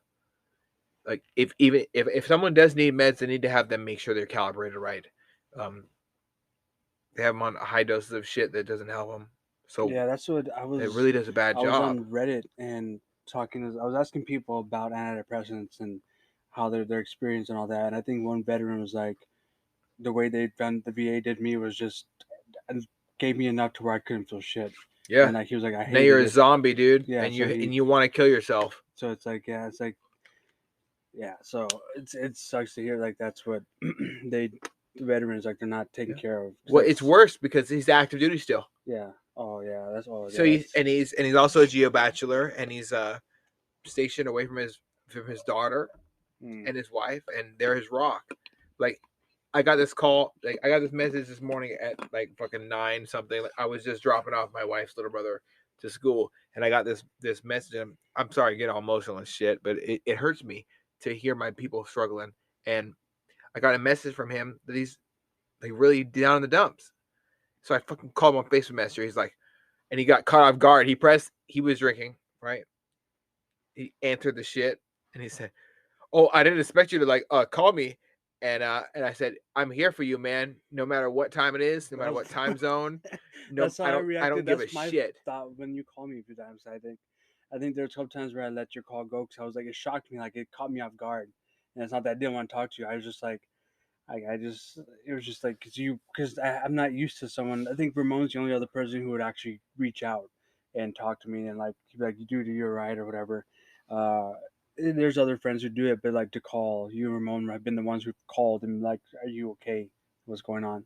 So yeah, I get that, but I hope he's doing better because Yeah, well, I really do think I got through to him. I have a friend, a mutual friend, and I'm not gonna name names obviously yeah, because this is a fresh development. He might not be comfortable sharing his life story, um, but he told me that he got referred to me by his friend, by a mutual friend who we both served with, mm, and I love the people I served with. There's some shitty ones out there, but and fuck them for that. But there's a lot of great people out there who do great things, and yeah, they really want to serve their country, and they have a tough time doing it because they've had childhood trauma, and and they struggle with separation anxiety and much more. So it was overwhelming for me to get a cover like to have somebody from Spain reach out to me, and I just hit this person up and say, "Hey, what the fuck is wrong?" I look at his face and I could feel every single amount, like this giant like tidal wave of emotion and pain, and yeah. It's like I don't want to be here. I don't want to do this anymore. Why am I here? What the fuck is going on? It's like somebody guide me, like lost at sea. You yeah. imagine, you think about the movie Castaway, when Oh yeah, after he gets out, I've never watched that movie after I watched the first time, because after he was done being on the such a island, good movie. he went out on the open ocean, and then what? He was lost. That is exactly how people explain their thoughts to me when they want to hurt themselves and when they've had thoughts about hurting themselves. So this person reaching out to me saying, "I'm really struggling, man." He reached out to his military family. He called up his group of people who he trusts as his brothers. We're not from the same family bloodline, anything, and we had this connection, and it's the fact that we served the military together. Even a small thing like for you and me, like we live in Linwood. That's a big connection. We live in the same city. Yeah, same You're high school. a neighbor in my community. Yeah, That means you mean to me. That means you mean the world to me. And everybody, we kind of lost that as human beings. That care for other people. I don't ever want to. I want my children to know that that's not lost.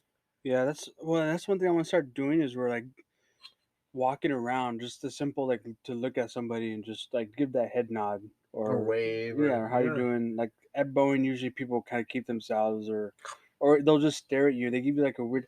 That's the one. Oh, fuck, I keep talking about place.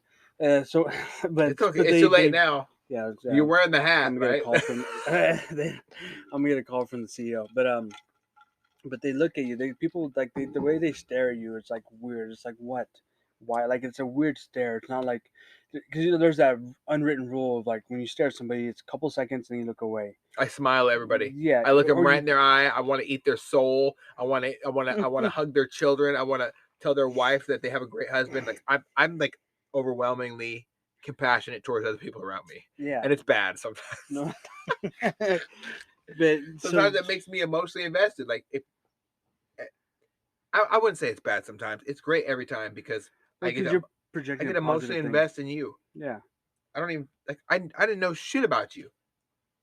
I saw you put up one thing that gave me. I saw you send out that flare. It was red flags across the fucking board, and I was worried about you.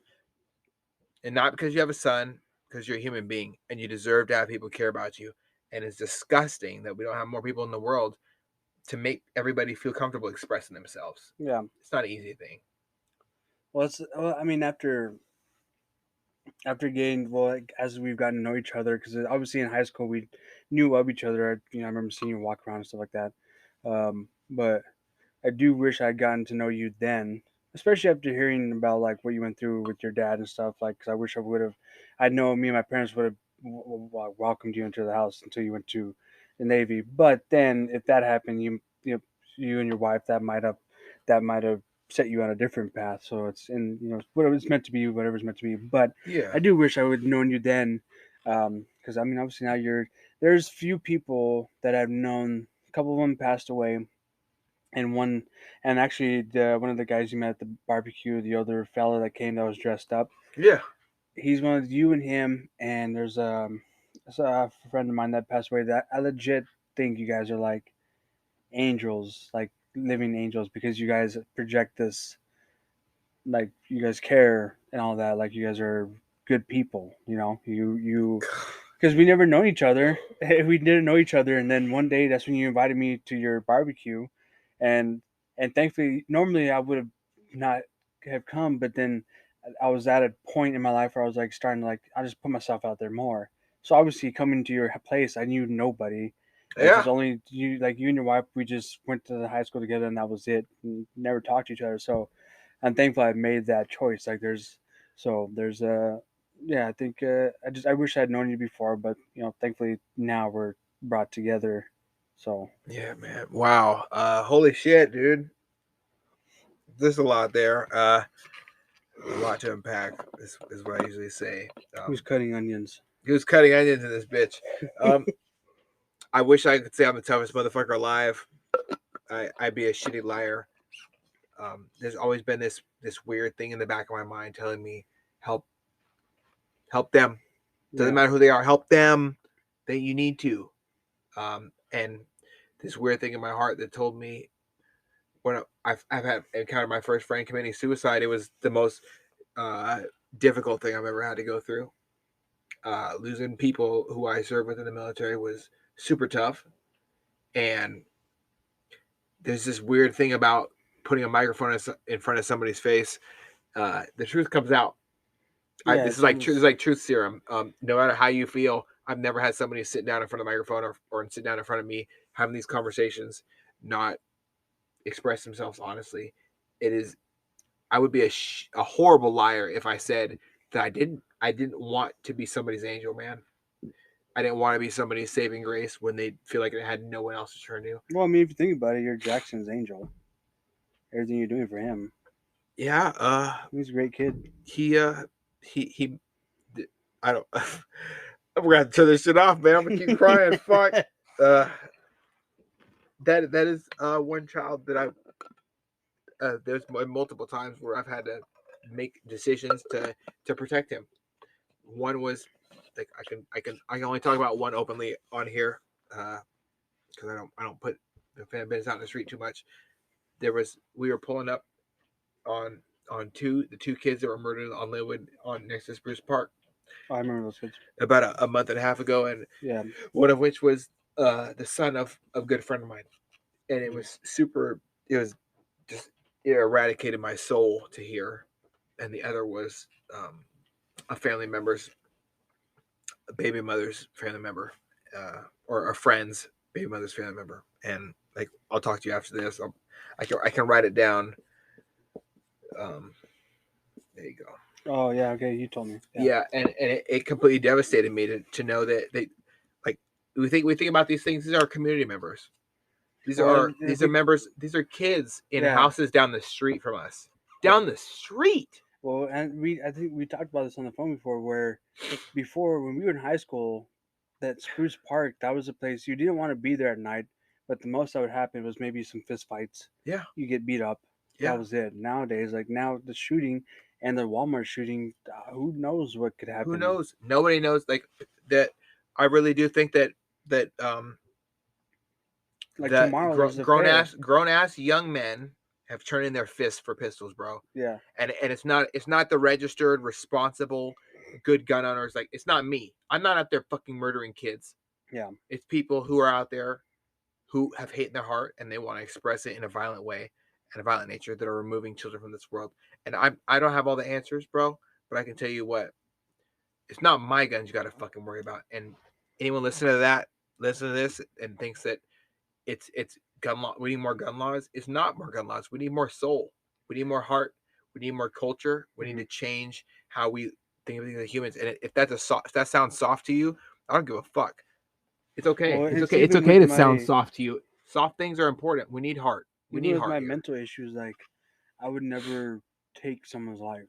Like I would much rather like for like go to be at Fort Myer, and if something goes down, I'd much rather put my life in the way while everyone's escaping and use my weapon to To harm them. just distract this guy. Yeah. Stop the threat. I'd much rather have that happen. I would never want to harm somebody unless it's pedophile. I'll take. Yeah. Pedos. I'll do Pedos can things to get it. them that are. I will. We can't say it. I'm gonna stop you right there. We Yeah. cannot say anything violent, too violent on here. But I would. I'm not thinking. It's not premeditated. I've done things to make up for the sins of my life, and I'm so thankful that I was able to bring justice to those who prey on children, and that's like one of the highest, most beautiful moments of my life was harming people who hurt kids, and we need people who are doing that because justice is made. I've had family members raped, Yeah, and nothing happened so far, and it's disgusting. So actually, so there's two things that. So we'll go on the topic of rape. There's one guy that we know. I'll tell you his name after outside of this. I was is at he a rapist? Yes. Is he no undecided? I don't know. No, I don't know. But I was at a hotel party, and there was two girls there that they were young. I don't know how young, but they were young. Okay. And so um We got this whiteboard for a reason. We can figure it out. Okay. Sorry, y'all. Thank you for So- tuning in off the Even Podcast. This is a temporary break while we I think this is tell it. the truth. Never heard of him. I'll show you. You'll recognize him. He was Okay. in my class. Okay. But so we're at the hotel party, and these girls are there, and they're beautiful ladies. And I've been to plenty of these parties, and like I said jokingly at the bar earlier, is when I see a beautiful lady, I never approach them. I always talk a good game, but I'm never one to act on it. So I see them, but I can tell they're young, so they're probably just fresh out of high school. He's like, "Oh, let's go to a party."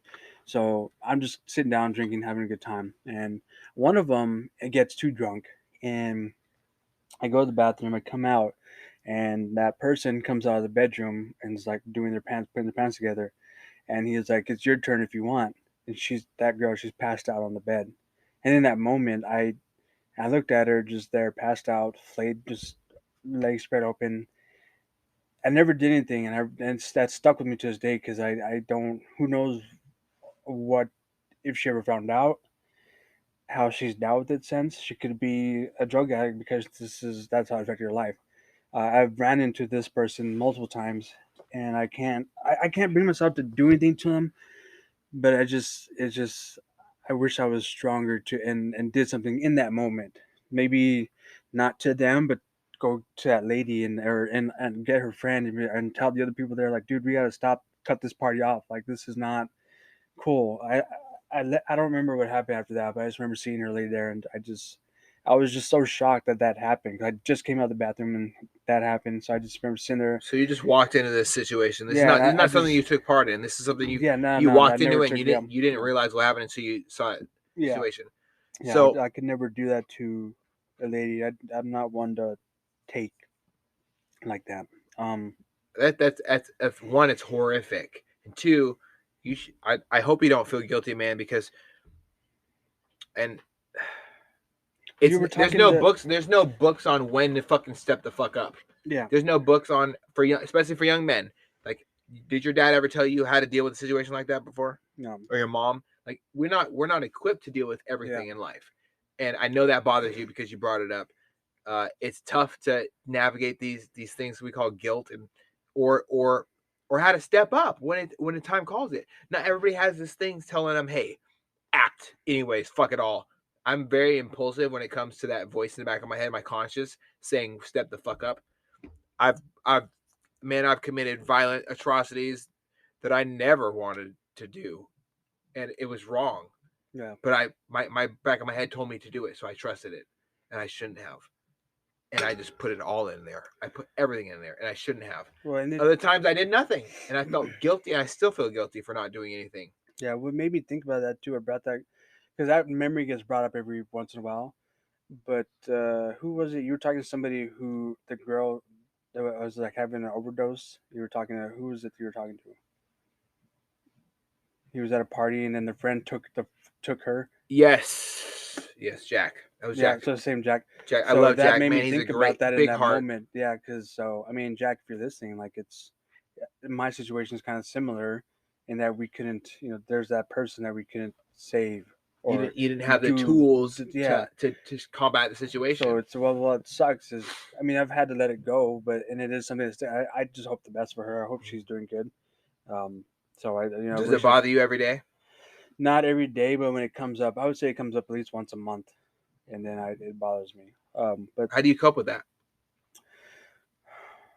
I cope with it by telling myself if something like that happens again, I'm gonna do something. I need to do something, even if it takes a couple of seconds to register, because obviously it's not something that happens every day.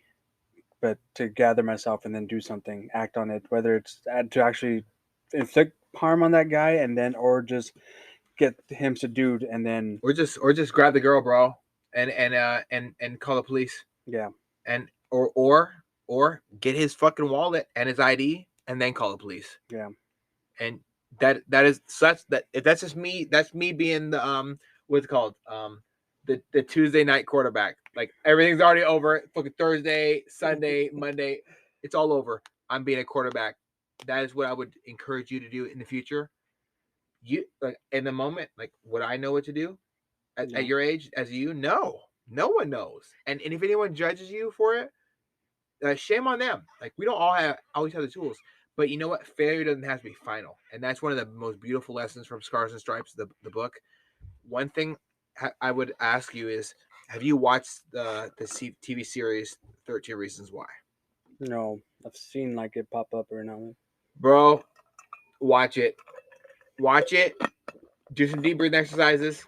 Learn deep breathing exercises because it's something I do all day, every day. Unless I'm doing a podcast, I'm doing my deep breathing exercises because it's the only way I can keep calm throughout the day. I have a lot of freak out sessions where I'll randomly break into tears if you tell me something about your life that really shook you emotionally. I'll start crying. I've cried like 3 times so far in this conversation. Just shedding tears because it means that much to me to hear these words come out of your mouth and you express yourself so openly because it's tough. Yeah. 13 Reasons Why is a TV series I recommend for every adult. And if you want to share it with your children, do. It covers rape, covers being a victim, being an innocent bystander, what an innocent bystander really is, how to not feel guilty about being an innocent bystander, and understanding that we don't always have the tools to deal with things, and taking on too much can hurt us mentally. Yeah. Sometimes we're not ready to stop the pain of somebody else, and it's okay. And if you're ever having any bad thoughts about not acting in the moment, let it go, man. Forgive yourself. You don't deserve that burden. All you can do is decide to be better in the future. And that's something you can share with your child as well. I'm not the owner of all wisdom, but I can tell you that it's not your fault. Yeah. You didn't do anything that bad that day. But inaction in the future is not something you're gonna do because you're gonna have now you have the tools, you have the want, the will to act. You know what you don't like and what you do like. You like people feeling happy about themselves. Well, yeah, And you wish well for her. So and I see it as obviously I can't tell my kid about it now, but I see it as maybe because he's gonna go to those parties, I'm sure. And yes, he may see something like that. So I think that's something I can think. Okay, maybe I could educate my kid about something like when he does go to his first party, just be completely honest. Like, dude, this might happen. You might see this. This are the things I've seen. If you see these, call the cops, protect this person. Whatever you got to do, Yeah. these things are wrong. So yeah, that's what I'm hoping will happen. Absolutely, brother. So there was a guy I had worked with back at Safeway back in high school. I forget his last name, but his first name was Luke.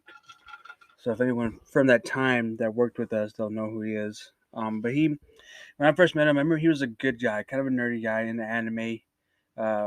Really nice guy. Nice Like Avatar anime or anime? like anime. Okay. Pokemon. Yeah, he would read the manga and stuff like that. Yeah.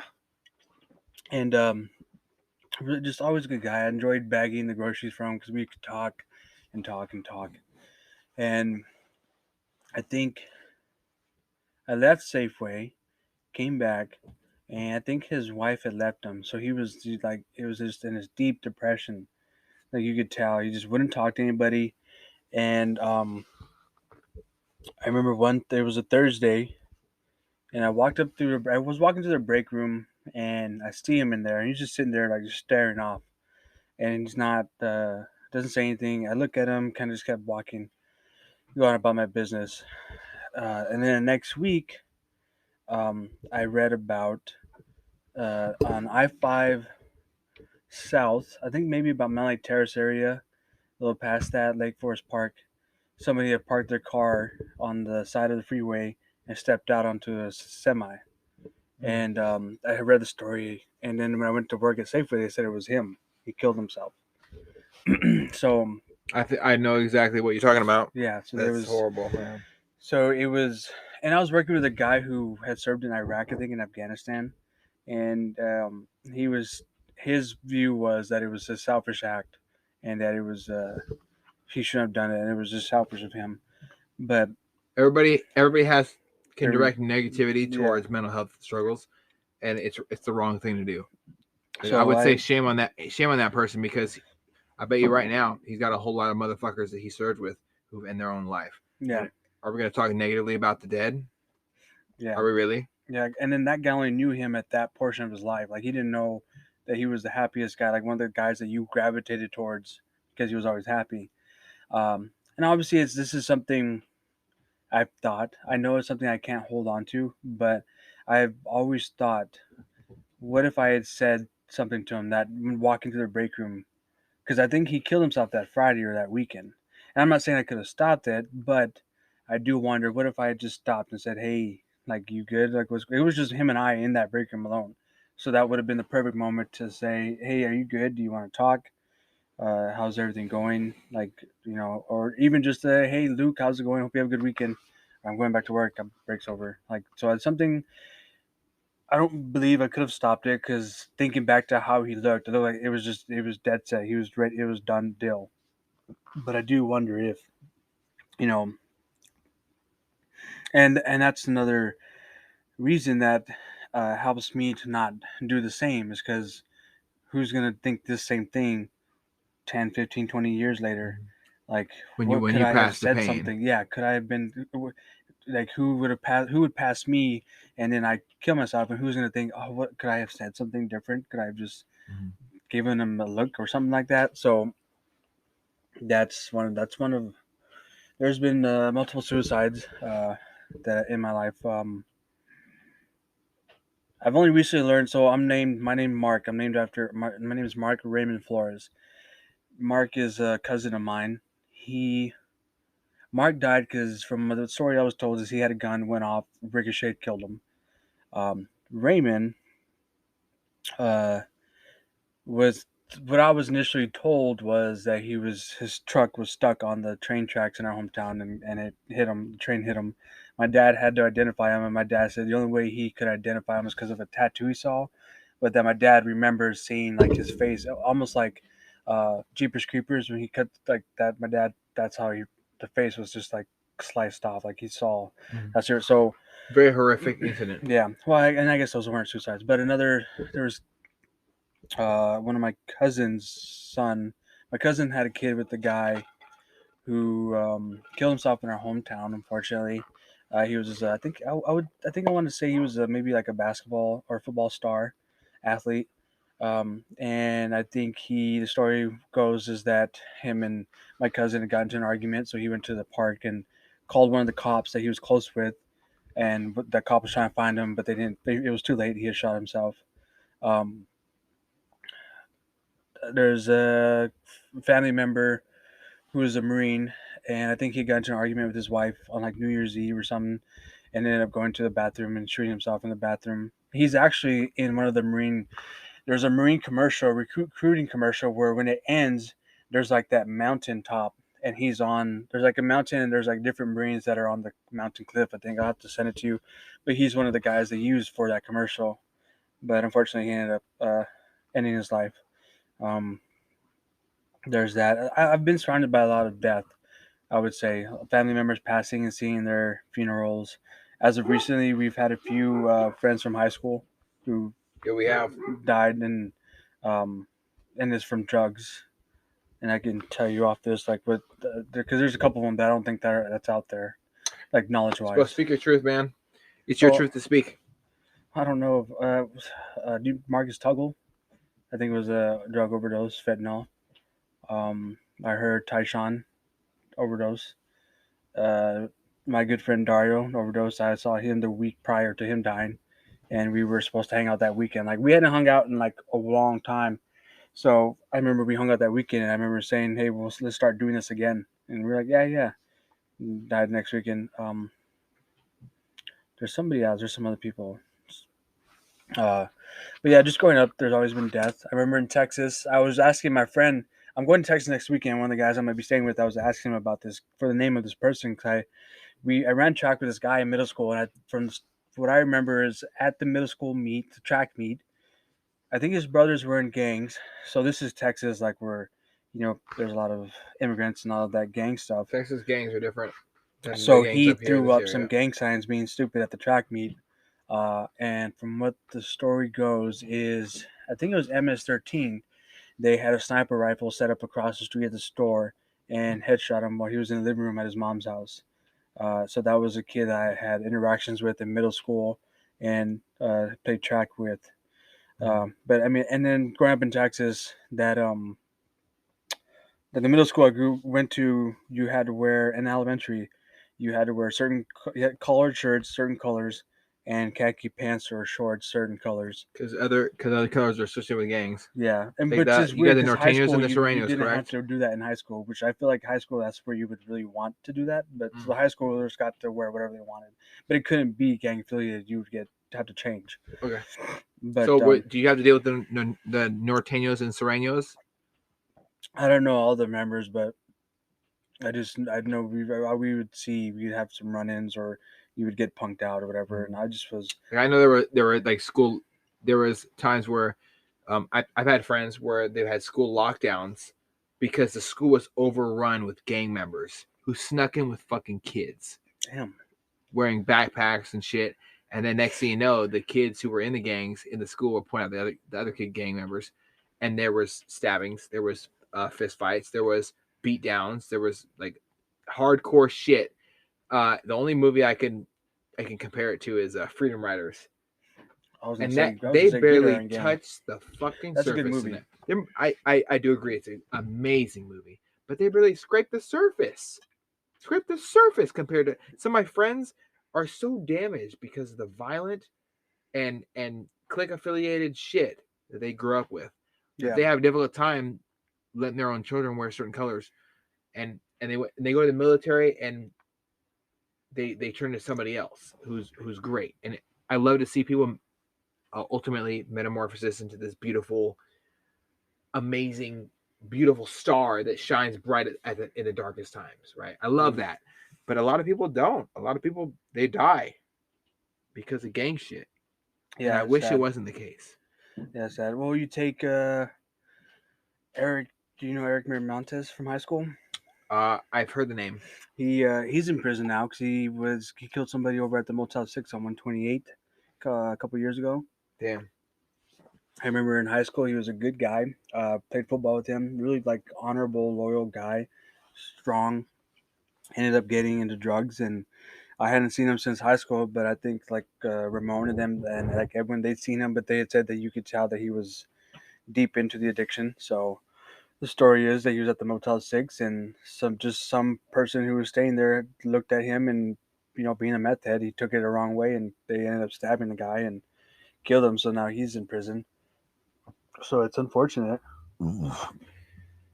losing people that stuff. But I think, just how I've always felt with suicide and the ideation, and then being surrounded by death throughout the years, it kind of just kind of meshes, and you kind of just think that I think it kind of affects it one way or another, some weird way.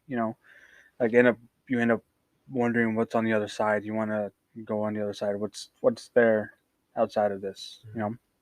So Damn. Yeah, I've never. So I can honestly say I've never felt that way personally, but and that's okay that you feel that way. I hope that it changes and continues to stay in a positive light for you, man, because obviously everybody has their own struggles with mental health. To some person, someone will say mental health and they're like, oh, that means you're weak.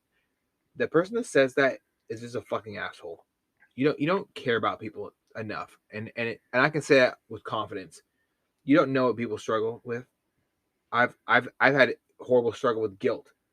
Serving in the military and missing the death of my father, while my wife holds his hand in the hospital for 3 days, 72 hours, fucking dying, held his hand, and I wasn't there. Amongst with the, you mix that with the bad relationship me and him had at the time, it can lead to some suicidal thoughts. Like, I feel so fucking guilty. I can't deal with this pain. Thankfully, I had a person who I could reach out to. Thankfully, I had the feeling that there were resources out there. Thankfully, there was a Logic song that I didn't understand until I really, I had my run-in with suicide. I've had 2 run-ins with suicide. Never acted on either one, thankfully. Just suicidal ideations and these feelings of God. Like, and I never thought it happened to me. I'm like, oh.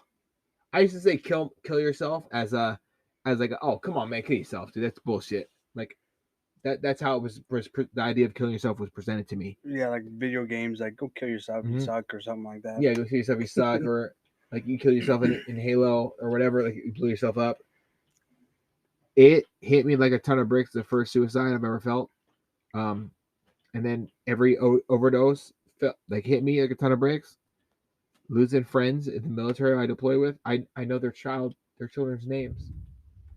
I'll never forget hearing about my buddy so excited about his new daughter Jasmine, only weeks later to find out he ended his own life. I'll never forget having to stop people from committing suicide off the side of an aircraft carrier because you jump in the water behind the ship and you're not coming back up. It'll suck you under and strangle you. And just the sheer. Do you just get stuck in the? Yeah, you just get stuck in the rotors. Or something? The rotors are huge. There's 4 giant rotors on the aircraft carrier, and these motherfuckers spin. And like I threw shit in the water because I was wondering one day. I was so curious after my friend tried to commit suicide. Well, I just laughed because you're like just picturing you throwing shit like. Yeah, I threw shit in the water, bro. We threw like all sorts of shit in the water, and that's okay, dude. We threw all sorts of shit in the water. But I threw a water ball in the water, see how long it would float. Yeah. But that bitch didn't come up for a while. Damn. Like minutes. And we were barely moving. The current sucks that bitch under. Could someone this is just accurate. So if someone did jump off, would they just get stuck in the swirl? Would they get hit by the You might get sucked under. And then you might get sucked under in the current, or you might survive. Depending on what's going on. But people know that and they're like, oh, if I want to do that, I just gotta go jump. Yeah. That's crazy. And they do jump. I remember the face of one of the guys who tried to commit suicide on my first deployment, and to this day I'll remember his face forever. I'll remember what it was like when he got pulled out of the water. I'll remember what it was like when he got brought back on the ship. I remember being so mad and confused and sad, pissed off. Like, you know how great of a life you have? You have people that love you back home. And I ran up and I told him as he was getting drug away to be medically isolated because we have to isolate this person now because now they're a risk to their own safety. Got to make sure they're under constant watch so they get moved off the ship. I remember wanting to tell him, like, I fucking cared about you if anybody else. Yeah. And me not understanding, not having a strong understanding at all. Suicide is, and mental health and struggles, anxiety, depression. We can name it whatever we want. Some people say it's Suicide Awareness Month. Oh, let's put up a new Facebook profile picture. Like, shut the fuck up. Yeah, it's like. How about you check on your friends? It's like the gay pride stuff where they just like company where it's like the memes. No, it's year round, dude. It's everyday life. Yeah. I got tons of gay friends. I got tons of friends who suffer suicide. You know what? Black History Month? Fuck that. Every year, every day. Black History Day.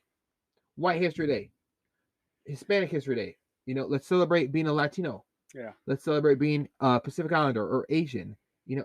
24/7. I try to celebrate these things because that's life every single day. We become so interconnected and disassociated with the true meaning of life that we focus on things that aren't important. Give a fuck what the president tweeted today. Yeah. I don't give a shit what this old geriatric looking motherfucker said about my gun rights. Who the fuck is he to tell me?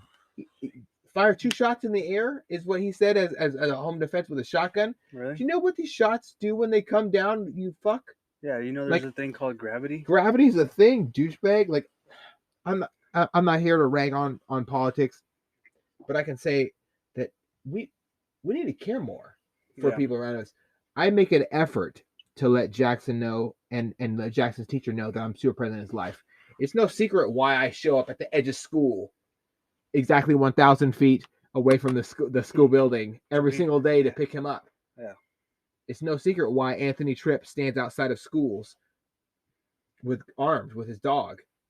There's a couple people. That was great. There's a couple people in this entire universe who do things like I don't do it personally. I don't do it. I'm the gray man. I'm the guy with the fun guy with the fanny pack. He's always nice. He's always got his dog with him, but he's got his fanny pack. Why does he wear a fanny pack? It's kind of weird, right? If you can catch me in the middle of the day, and I'm going to be concerned about the next active shooter. I'm going to be concerned about somebody having suicidal ideations that turn into suicidal actions that turn into harming other people around them. Yeah. Well, I think tomorrow there's that fair on 44th. I'm going to. Are you going to it? No, but I'll be down to go. Yeah. Well, we might. I might pop through because Jackson wants to go. I wanted to because I thought I was gonna have my kid, so I was gonna take him to that. But I was also thinking like I might have to ask my mom, hey, let me get the gun for just the fair because like it's not these days. I feel like going to these kind of things, it's so many people you don't know. Something might happen, especially with the fact that there's that spoof shooting. That's not that far. Well, why don't we meet up and are you gonna have your son with you? No, he's with his mom, but I'll be down to walk over or whatever because I get up at 2, so if anything, I'll just take a quick nap and then just meet you guys. Yeah, I don't know when we're going. I think it'll probably be sometime in the morning because Jackson's gonna want to go. Oh, okay, tomorrow's my anniversary with my wife. Oh, that's right. I'm so excited to celebrate our years together. But we're rolling with Jackson. If you had your kid with you, and if you're not, it's okay, man. It's okay to say I'm ready for this or I'm not ready for this. And like if anything, I'll go with you. You don't have to go alone and feel these these thoughts or to be unsure about yourself. You got your anniversary, so because I worked till 2, so if anything, I'll just I think I might go to the bar because there's this lady that I'm talking to. Mm-hmm. We actually met at the bar, and it's kind of a weird way. Very beautiful lady, very nice lady. So we've been talking. My coworker's been talking to her aunt. So he was like, "We're gonna go to the Cactus Moon tomorrow." He's like, "You should hit her up and see if she wants to go." But we were talking yesterday, and I just had a weird feeling. I was like, I gotta make a joke to make her laugh. So I was looking up a corny joke, and I was like, "Hey, what's the difference between bird flu and swine flu?" She goes, "Is this a joke?" And then I said, "Yes." And I see red 406, and I type, one needs treatment and one needs ointment. And then 440, I see red. She hasn't responded since. So I was like, I told my coworker, I was like, well, I hope she's just been busy and not like this motherfucker with this corky joke. I don't. No comment, man. No comment, dude. But I don't know what the future holds for you, bro. Yeah, I might try to. Maybe I'll hit up tomorrow. Well, I probably shouldn't even said that because I'm talking to another girl, and hopefully she doesn't listen to this podcast. Hey, man. She went to high school too, so. Oh God. Well, you know what? The cool thing about small communities, right? We're not a major city, right? But it doesn't matter. It doesn't matter what we say. It matters what we do, our actions. Well, I think when it comes There's to never dating, been a wrong time when it comes to walk dating, up. I think there's nothing wrong with talking to multiple people if nothing's official. Yeah, but as soon as it's exclusive, right? Yeah. Yeah. Actually, you know what? That's one thing I want to bring up because I want to know how you feel about me after this. Is okay. I've almost every relationship I've been in, I'll admit I've cheated, and so baby mama So like how you got quiet. Look, we won. Like you're gonna cut the podcast off now. You're gonna make a Facebook post. Oh God. The podcast episode is gonna be taken down. No, so I'm gonna hear you out. no, I don't advocate for cheating. I Okay. regret the cheating. I'll Mhm. never do it again. I've seen the hurt. I've had it done to me, and I When was realized. the last time you had a relationship? 2015 ish. Okay. Yeah, that's the year I was deployed. Yeah, it's a while In the ago. relationship, so that relationship I had in 2015, I did cheat on that lady, ironically, with my son's mom at the very beginning of the relationship. This is not an excuse. The lady turned out to be very abusive, mentally, physically, emotionally, everything. That's kind of what fucked me up, and I haven't been in a relationship since. And that's what drove me even further to worry about numbers when it came to sex and just fuck women. I was like, not well, literally and physically in that time, Mhm. or not physically, figuratively. So yeah, I would say, and unfortunately, I did. I was unfaithful to my son's mom after he was born twice. So yeah, it's that goes all back to, and it's not an excuse or I don't know what would it maybe a reason, but it's all part of like the growing up of like the molesting. I think maybe just my own insecurities and all that just that drove me to do those things. Okay. Being surrounded by guys who applauded that, who viewed that as being a man, who viewed that as you're dope. Can I ask you a question? Because I'm gonna be honest, man. You just told me something that changed everything about my perspective about you. 100% it changed my perspective about you. Is this something you were taught is acceptable as far as society standards? Well, I know my biological dad, cheated on my mom. I've seen him be a player and cheat on other women. Mhm. Wait, so what was your question again? So did you ever have a good example of not cheating? No. Well, I mean, Or was this like, you know what, I know cheating is bad, but fuck it? Like my mom and my stepdad are some examples. One example.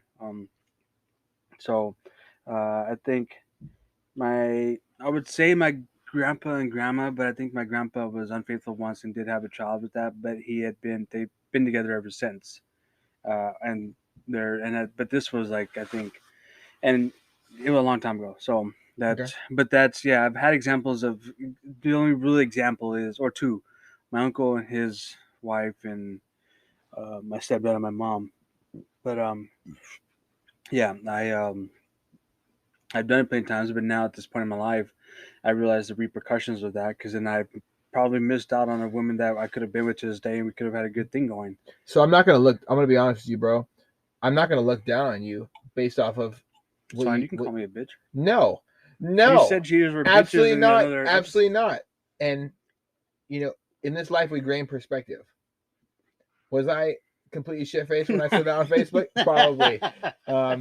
But I felt it because it really hurt me, man. I thought about that's someone's daughter, bro. Or like if you say you're like you say you're this version of a man. I'm blah blah blah, muscular, powerful, right? Yeah. Great, good leader in a relationship, blah blah. If you want to fit this idea of a man, that doesn't go well with showing your children that you think it's okay to cheat on their mom. Yeah. Now that being said, that's a blanket statement, and blanket statements don't always apply to everything. Yeah. So if you were like, yeah, bro, I know it's wrong, but I don't give a fuck. Like that is what a bitch is. A bitch is somebody who doesn't give a fuck about how anybody feels and just throws their pride, their morals, their heart, the love they have to share with the world, and throw in the trash can. Yeah. That's different. You saying you acknowledging that you've been growing in your life and you want to be a better person, and that you want to you want it, and you can look back and say, if I didn't cheat, I could have had flourishing relationships, and it might be because of your issues in the past, and you're working through that. That is what adult accountability and being a man looks like. A man acknowledges when he's wrong and tries to be better. If you're in an exclusive relationship and you cheat and you violate those rules, you're not a man of your word. I can't hand you a gun and be like, hey, bro, this motherfucker beat the living life out of my kid, and my kid's dead now. We got to go handle this shit. How am I supposed to trust you? if you can't even honor your word to the person you're supposed to say, hey, I'm not gonna fuck anybody else. Yeah. Like, you know what I'm saying? Yeah. So that's how I look at it. I don't look, and not to say that that's my current situation, because obviously it's not, and I don't plan on doing violence on anybody. Please don't report me to the police or whatever the fuck, right?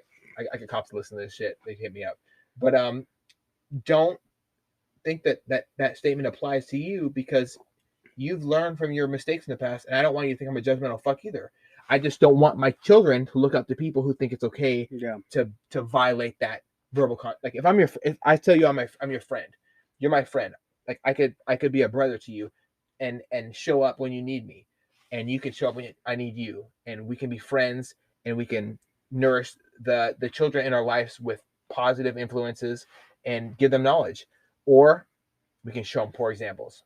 Yeah. I don't fuck with poor examples, man. That's those bitch qualities. We can all be better, and nobody thinks it's okay to fuck somebody else when you're in an exclusive relationship. It's not a thing. It's not a thing. Yeah, no, going back to like there possibly being my son's mom. So we were gonna move to Texas. My parents were like, let's move back. Mhm. She was on board. My son's mom were like, okay, we'll do this. She caught me talking to other women. So then that was like I think the second time, or like one of the times. So then she freaked out and all that, and I told her, look, we're moving to Texas. I will start over. You know, I'm sorry. You know, it's the same old stuff. And then unfortunately, I didn't delete all the text. So like I legit had given it up. I cut them all off, but I just didn't get rid of all the text. There was one text I did not get rid of, and that's one of the ones she found. Again, she had never seen that one. That was just like buried somewhere. So that was when everything was cut off. So we never moved back to Texas. Mhm. So saying cheating and all that, and it's not that I'm like with my son's mom, please take me back. She's married. They're doing their own thing. Are you happy for her? Yeah, I'm happy for her. She's, they're doing good, and we have a good parenting thing. So, and I don't want to ruin it. I've never made a move on her since she's been with this guy, because like out of respect, he's been a good guy. He's raised my son. He's provided. So I'm just not gonna ever do that. And so, but thinking back to that moment is like, fuck. Okay, that was a big lesson for me. It was like you could have, if you had been doing stupid, I could have had a son for my family. So that's one thing I've always regret, and I do regret is not being able to give my son a family. And I think that's why I've always chased women. Is like I'm trying to put that family that I fucked up. I'm trying to make that happen again. But I keep getting told, "Hey, you're a great man," but I just don't see it that way. So it's like, all right. Can I offer you one piece of advice? You can always I offer to a lot of people, and it usually works. And I always say dick in strange. What? Don't put my dick in strange. No, I'm not going to tell you that. I'm telling you to sexually express yourself every chance you get, and just do it responsibly, because we're meant to be great as human beings. We're meant to run 40 miles a day and fucking hunt wildebeest and shit for food, and to fuck, fight, and feed. I'm not going to tell you not to have sex, but I'm going to tell you and encourage you and implore you honestly to stop looking for love, because it'll find you when it's supposed to. And when you're being the best dad, when you're being the best you, when you're exercising, when you're feeling things, dopamine rushes, and your mental health's doing great, and you feel confident, and you go shooting, you teach your son how to shoot guns, and you hug your mom and you say, hey mom, you just amaze me, and thank you for having me in this world. Life is beautiful. And when you feel that, love's gonna pop up, and it's gonna kick you right in your face, man. And like it's gonna be overwhelming, and I'm super excited for you to have it. So that's the one thing that I would say is stop looking for love, because it's gonna show up when it's supposed to. Oh, so yeah, you're right. I've been told that a lot over the years. Is don't look for it, stop looking for it. You'll find it eventually. So yeah, there's been plenty of women that were, and that's part of what sucks for me, or not for me, but I'll meet a woman and a lady, and we get together and get to know each other. We talk, and I'm like, dude, we mesh so well. We're good. Like we get along. I can be myself, and then when I finally make the move, you're a great guy, but I just don't see you that way or whatever. So do you think that you rush it too soon? Yeah, maybe? I'd say probably a rush. Okay. It's not like I'm like, I love you. It's like day one. Yeah. Yeah. I fucking love I you. just went down on you for an hour, and you've experienced great things that you've never experienced in your Yeah. life Like, I before. love you. You're the one. You're the one, bitch. You're the one. No, not that. I think that's what it is. Well, I mean, I don't go down on them all the time, but I do wish they'd let me. Man, you are right on, brother. Listen, for those men out there, the one thing I would always tell you Yeah, you're the guy who sent flowers, about to your to your wife, my wife's school. to Rihanna's at school with going down on her. Yeah, That's a power move. That does it might have been it was an accidental one. It was supposed to be like a quiet, like seductive kind of thing. Like you send flowers with an enclosed note that's saying, "Hey, you're so amazing. I want to let me eat that pussy, baby." And it was supposed to the card was supposed to read in my voice all sexy. Right now I'm like beaming and all red, probably embarrassed and shit. And it's a commonly known story. It's a story that's shared throughout the whole school. I guess they put the note on the outside. It wasn't like an enclosed note. It was just like a note, not like an enclosed note. So of course, everybody who went to the front desk read it that day, and it was written to her, and it showed up right after her school was out. So the whole evening class read it and wanted to know who was eating pussy. And I don't know, man. Ultimately, the whole school knew about it. And I got a lot of weird looks, and it's okay. I've never been a person. I don't think it was weird looks. I mean, I'm not. Obviously, you're not the type of guy to pursue other women, but I'm sure there was women who were like, I wish my guy. Well, I got that statement from other people. Like, I wish that what it was. And the one thing I will tell any human being, sexually satisfying your partner is very important, and it's not talked about enough. Yeah, being sexually compatible is huge. Yes. The relationship. If you don't have sex in your relationship, it's not a relationship. And people can say all they want. Oh yeah, well, we just don't do it. There's a piece of your body missing, and it's called orgasm. Yeah. And orgasm is very important. Multiple orgasms is important. Feeling loved, feeling caressed, feeling surrounded by your partner in the bedroom is important. Yeah. Having your switching roles, letting your woman get on top of you and fucking break you off, nigga. Like, I don't want to say inappropriately. I said the N word. I'm sorry. Well, if you listen to this, I miss you. I just want you to know that. I want you to fuck the shit out of me again. Yes. I'm gonna send her this. I think maybe you should talk to this lady. She's been on your mind for a while. I've tried. She's a good lady. I'll tell you who it is maybe, after this. Maybe you'll send her the flowers. Give me the board. I think you might send her some flowers. Here's the board. Here's the whiteboard of truth is getting passed. I feel like I'm a Joe Rogan. But you should definitely find your love, bro. But like, it's important to tell your we talked about her at the barbecue. Yes, I think we did. Yes, we definitely did. Yeah. Get after it, man. I think I might have said it then too. Yeah, you got sexual expression is important. If you have a dangerous attraction to somebody else and it's unsolved and it's not against the rules, and you feel these weird feelings like, hey, God, they're single, we've had relations in the past. Like, hey, listen, I can't get you off my fucking mind. Like, we have to deal with this built-up pressure. Like, let me take you out. Off my mind, what can I do for you? You know what? We don't have to be together, but let me have another fucking whack at it, right? Let me figure this out. Actually, there's the girl that I'm talking to. Well, one of the ones we went to high school with. I have been trying to pursue her for a while now. Mm-hmm. So now I feel this time's a little different. She's a little bit more open, I feel like. That's good. So I think her, so as soon as you get the feeling that you need to stop talking to other people, she's like that. It, bro. She's like you, that red bone. I love that red bone. Yeah, man. Wait. Just throw that shit in there real quick. Turn off the talks to the other people. Yeah.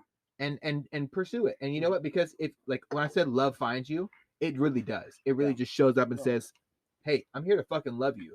Like, just do it. Like, do it. Yeah. And to the youth, if there's anyone who's younger listening to this, there's going to be, yes, I know who she is. Yes, of course. That's who I'm talking to.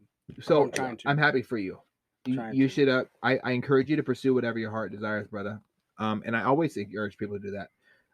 life is too short to be unhappy. And if you're having marital issues and there's no sex, or you're having relationship issues or no sex, or if you're having sexual issues and no sex, like you don't always. First off, like step one is love yourself. Yeah. And that, I'm not talking about just beating your meat or flicking the bean or whatever the fuck, right? Loving yourself is as simple as saying, I could eat this pizza and it's gonna taste really good, but I don't like what I see in the mirror, so I should probably do some cardio, lift some weights, some light weights, and maybe just pump some blood in my body. I'm gonna feel when you start pumping blood in your body and you start exercising, you're the most sexual being that's ever walked this earth. I cannot tell you how overwhelming it is, and explaining verbiage at all, how overwhelming it is to exercise regularly and then try not to have sex with your partner as much as physically possible and not work. I didn't want to go to work. I don't want to breathe, nothing. So if you're having any sexual issues, exercise and have sex a bunch. Your soul will thank you. You will thank you when you have an orgasm. Like, you're going to be a lot happier. Yeah. And people that don't have orgasms, there's something in your brain that's saying you need to have this thing. So it's like a dependent, like an addiction almost. Like you're missing some piece of the puzzle. I'm trying out this no fap thing. I lost today, but I'm trying out no fap. No fap. Do you know what no fap is? No fap. Yes, I'm proud of you, brother. I'm trying, but I lost. Yeah. It was like, it takes time. The longest I've done it was 39 days. 39 days of no. And I had my first wet dream during those 39 days. It scared me. I was scared. I woke up. I was like, what the fuck happened? I thought Spider-Man came into my house. I was like, what the fuck is going on? What's in my pants? And yeah. It wasn't Man, that's the most adult child way I've ever heard of talking about it, dude. So yeah, that was the most I've gone without any sexual thing, was 39 days. And so I'm trying that because I've read NoFap. It helped people with sexual things where it reset their mind, especially with porn addictions like that. That was something I was looking at 2 or 3 times a day, was porn. Yeah, man, you have to break those. What I recommend to you, because I've stopped watching porn. I don't watch porn anymore. I don't it's not even a thought to me. You realize how much it affects you. You realize how much it affects you when you stop, and how much it cripples your brain.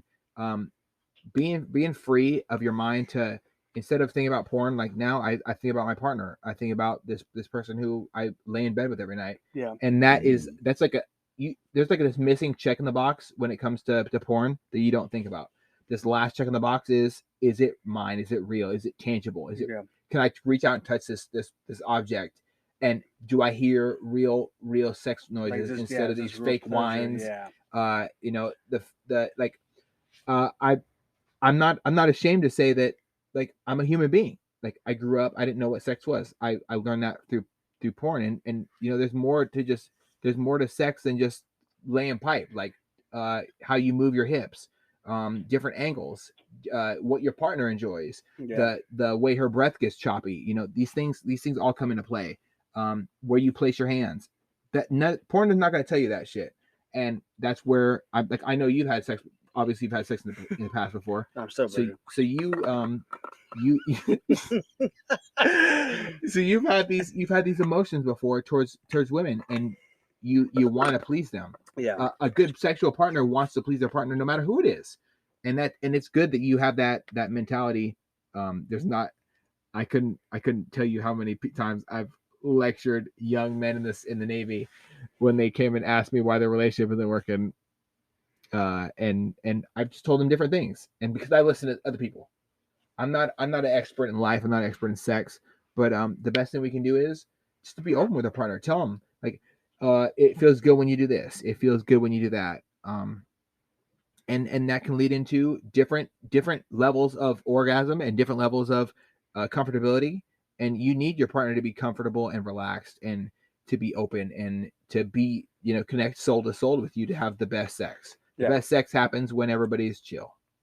And sometimes that when you've had a couple drinks, sometimes it would have no drinks. Sometimes when it's after you had a tough day and you just need to fuck the life out of your partner, right? Or whatever. Or you just need to deep breathe and relax and not have sex. Abstain from sex because you're not going to do your best because your mind's fucked up, flooded with shit. Yeah. Yeah, exactly. Or you're bothered and your cortisol levels are high and your dick's not going to get as full because you didn't drink as much water as you normally do. Things happen, dude. So, and it's reading the NoFap stuff. They say how when you reach, I think the recommended thing is like 3 months for like hardcore mode of like no porn, no sex, no jerking off, nothing. And people have said when they reach that So like part, some monk shit. That's yeah, some monk when shit. they reach that part that they are able to last longer. They like they're hard, like really hard, and there's more passion. And I noticed that, like, so when you watch porn, and like, you know, when you watch porn and you look at women, you see them as objects, you see them as something to dominate. And I noticed when I stopped watching porn, and I would like, you know, and then I wasn't jerking off or anything, I was attracted to them, but it was a different way. It's where I wanted to, like, I would look at them and I'd be like, this woman's beautiful. Like, you see their beauty, and you realize, I want to please this woman. Like, I want to, you know, explore because her, of who they are. Yeah, I want to find out. I want to know who she is through that on that level. It's not. I don't want to just ground it down and then take off. I want to sync up heartbeats and shit. Yes. And that stuff is it's magical. I want to cry afterwards. You want to cry? Whoa! I want her to hold me while I cry. Man. Oh no! Swaddle me up and put a little what is it? Little baby sucky thing inside my mouth. They don't know baby. They call it. I just like the look on your face. It's called the titty. What is going on? Man, holy shit, dude, you're hilarious. So you have a son, right? The most amazing, that's what I'm told, the yes. most amazing gift that the world's ever been able to present to a man is the son. Tell me about being a dad without crying, if possible. No, it's because I've cried so much today, man. I've had a tough day. It's hard being a dad. I mean, to this day, I still can't believe I am a dad. Like yesterday, I was sitting at the table just looking at him, and he was just like zoning out, looking at something. I'm just looking at him. I'm just like this is my kid. Like I just can't help but like just stare at him, and he'll look at me. I remember one time I took like a 10 milligram edible, and he was asleep. So I'm thinking I'm gonna watch a movie, you know. And he wakes up, comes out, and he's like just watches the show with me. So by this point, I'm like hi, and I'm looking at him. I'm like, this is my son. This is like. Dude, are you not supposed to cry? I'm not. I don't want to cry. No, I'm high. I'm like, this is my kid. This came out of me, and he like looks at me. And he was like, "What?" And I was like, "Nothing." But yeah, it's hard because. How many times would you say you tell your child you love him?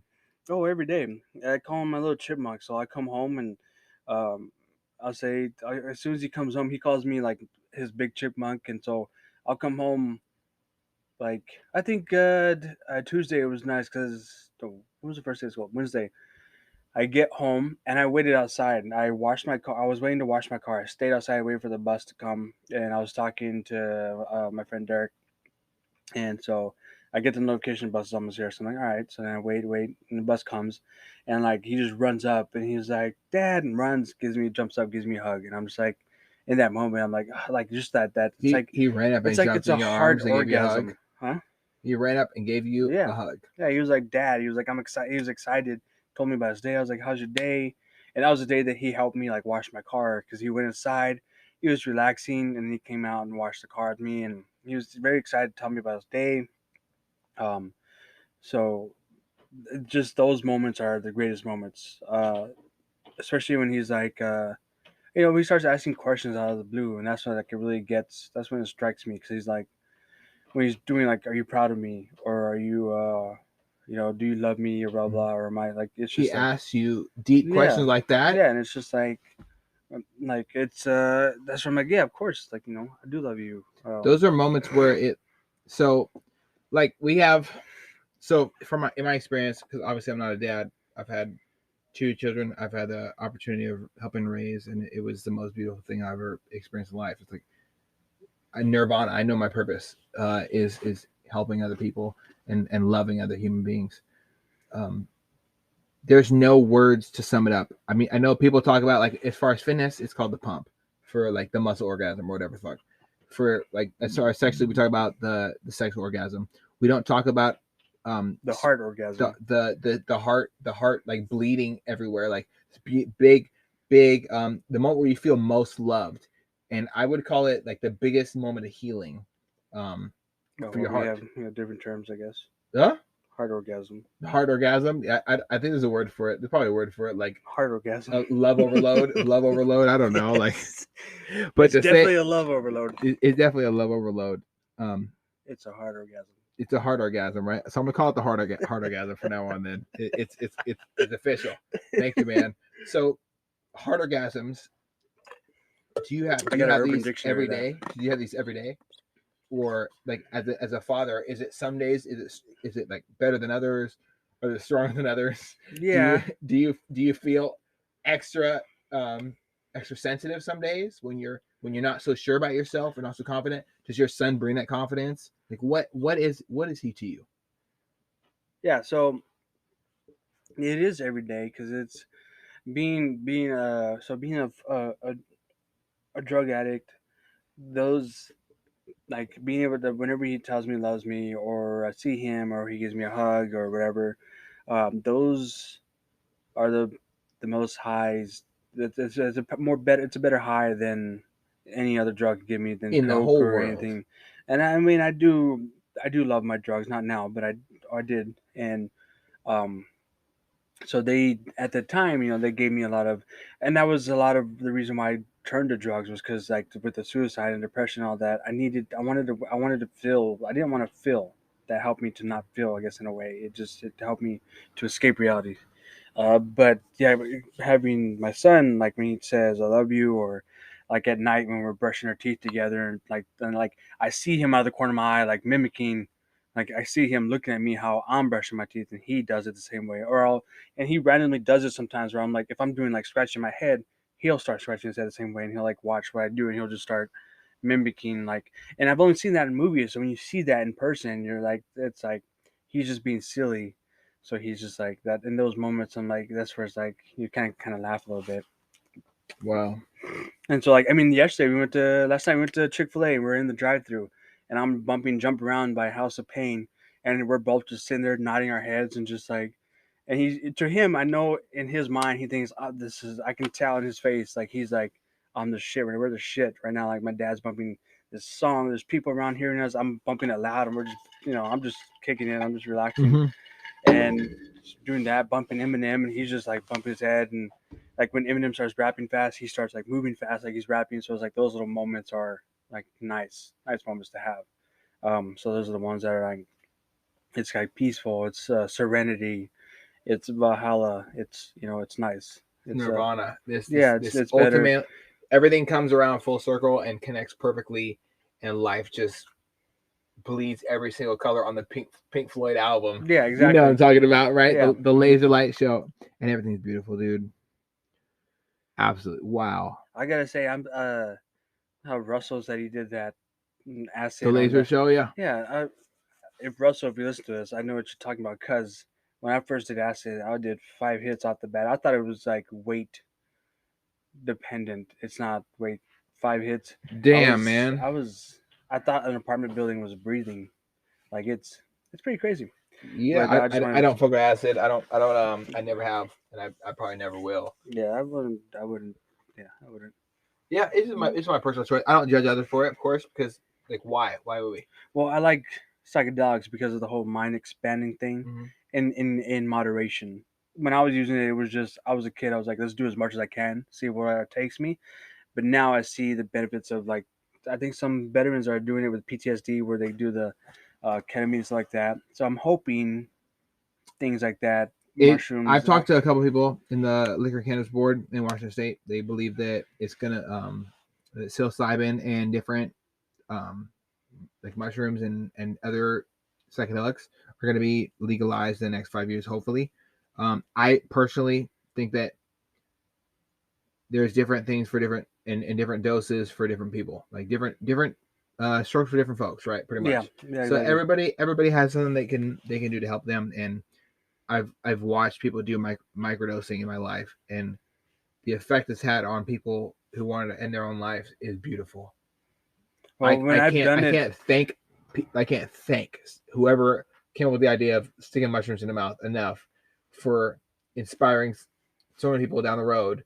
For one person who I know who's shot kids because he wanted to keep, because he had to keep his other boys safe, and these kids with AKs were shooting at him, and he had to end their lives to come back, and he couldn't even conform to normal society just to take this little piece. No, weren't you talking about? I haven't had him on. Sister? I haven't had him on. I'm no, not. but didn't you mention on with your sister? With my sister's podcast? Yes, I think. Didn't you mention like he had to come back and he had to shoot a kid in the house that was holding an AK? And Yes. I haven't. I'm never gonna bring him on. It's a personal choice thing. Yeah. I would never put him through what he expressed to me in confidence, and I would never ask him to. Is like something that's just too much, man. And that was like the least of what he said. Yeah, that's. So I kind of let it slide, and I respect his judgment. If he's listening, brother, I love you, man. I love you too. It's not over. Stay in the fight.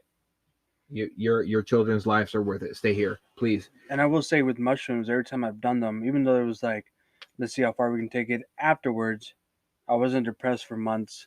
I think I couldn't smoke a cigarette because it just was nasty to me. I didn't drink, and it was just like that's when I realized like how powerful it is. Like it really can turn it around, and you use in moderation, not to be like, let's see how much we can take. And see we're not where abusing it takes us. drugs or substances. It's, even though those it's are some of the best. used for Those are some fun times. But maybe I wouldn't know. I try to abstain from certain things, but the effect that people explain to me is overwhelming. Yeah. I wish nothing but happiness and good mental health on people. So it's really great. Why don't you tell me a little bit about where this sense of humor came from? Because you have like usually a dark sense of humor only comes from serious trauma and like in the military. Oh, I can get darker, but yeah, it's from the trauma. I think from like my kid's age, I was listening to comedy. I've always wanted to be it's my dream to be a stand-up comedian, and I do want to try like some open mics, but like to see if I can even make it. See if I can. I've written down jokes and stuff like that. So, but because I was listening to comedians like Mitch Hedberg. I forget who else was Mitch Hedberg was one of the biggest ones I listened to as a kid. And if anyone wants to listen to him, he unfortunately overdosed from drugs, but his humor is different. It's a different style of humor. Like he was so stage like fright. He had so much stage fright that when he would perform, he wouldn't look at the audience. He would close his eyes or he would turn his back to them because he couldn't look at them. But his jokes are hilarious. So my humor just comes from that. I just enjoy making people laugh.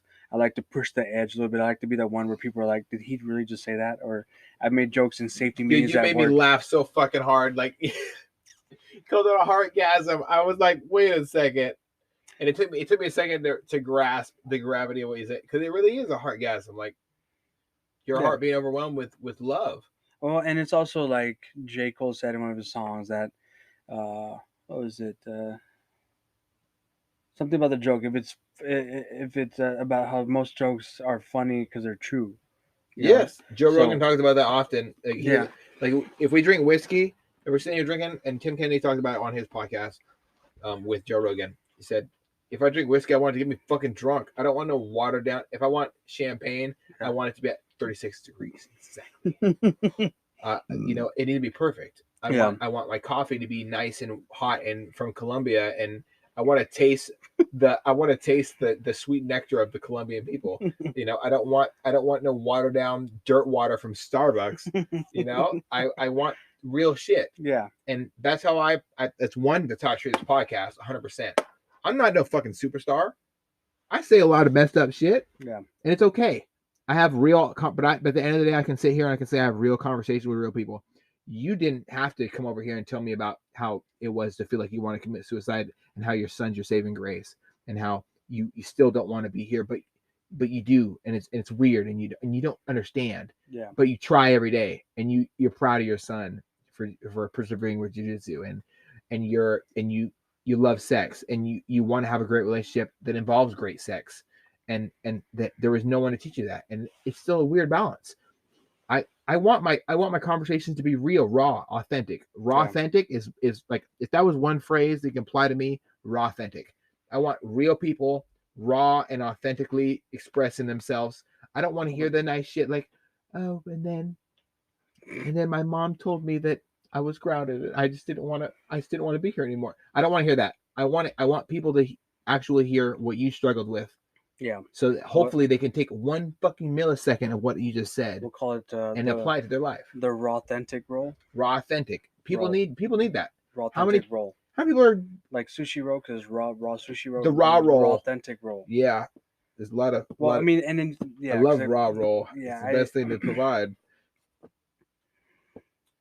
Yeah, that's yeah. It's well, I mean, tonight I was gonna watch Lone Survivor, and then you called me, so that's what took me a while to decide to come. I was like Lone Survivor or do the podcast. So yeah, I'll just do the podcast. Might as I'll well. watch Yeah. Lone Survivor tomorrow.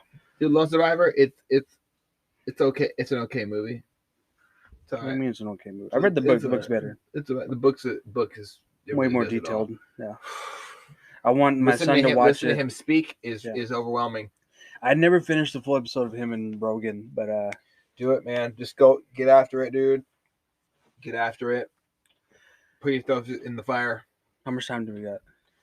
We got plenty more time. We can get after it. We can get after it. Oh, I was So that your sense of humor comes from dealing with trauma and expressing it in a way that helps people laugh through and, it with and you. also, so when my biological dad passed away in 2018, I go down, and me and my brother have same sense of humor. We're fucked up. Me and my brother we butt heads, but when we're together, we will talk so much shit and laugh, and we get along great that way.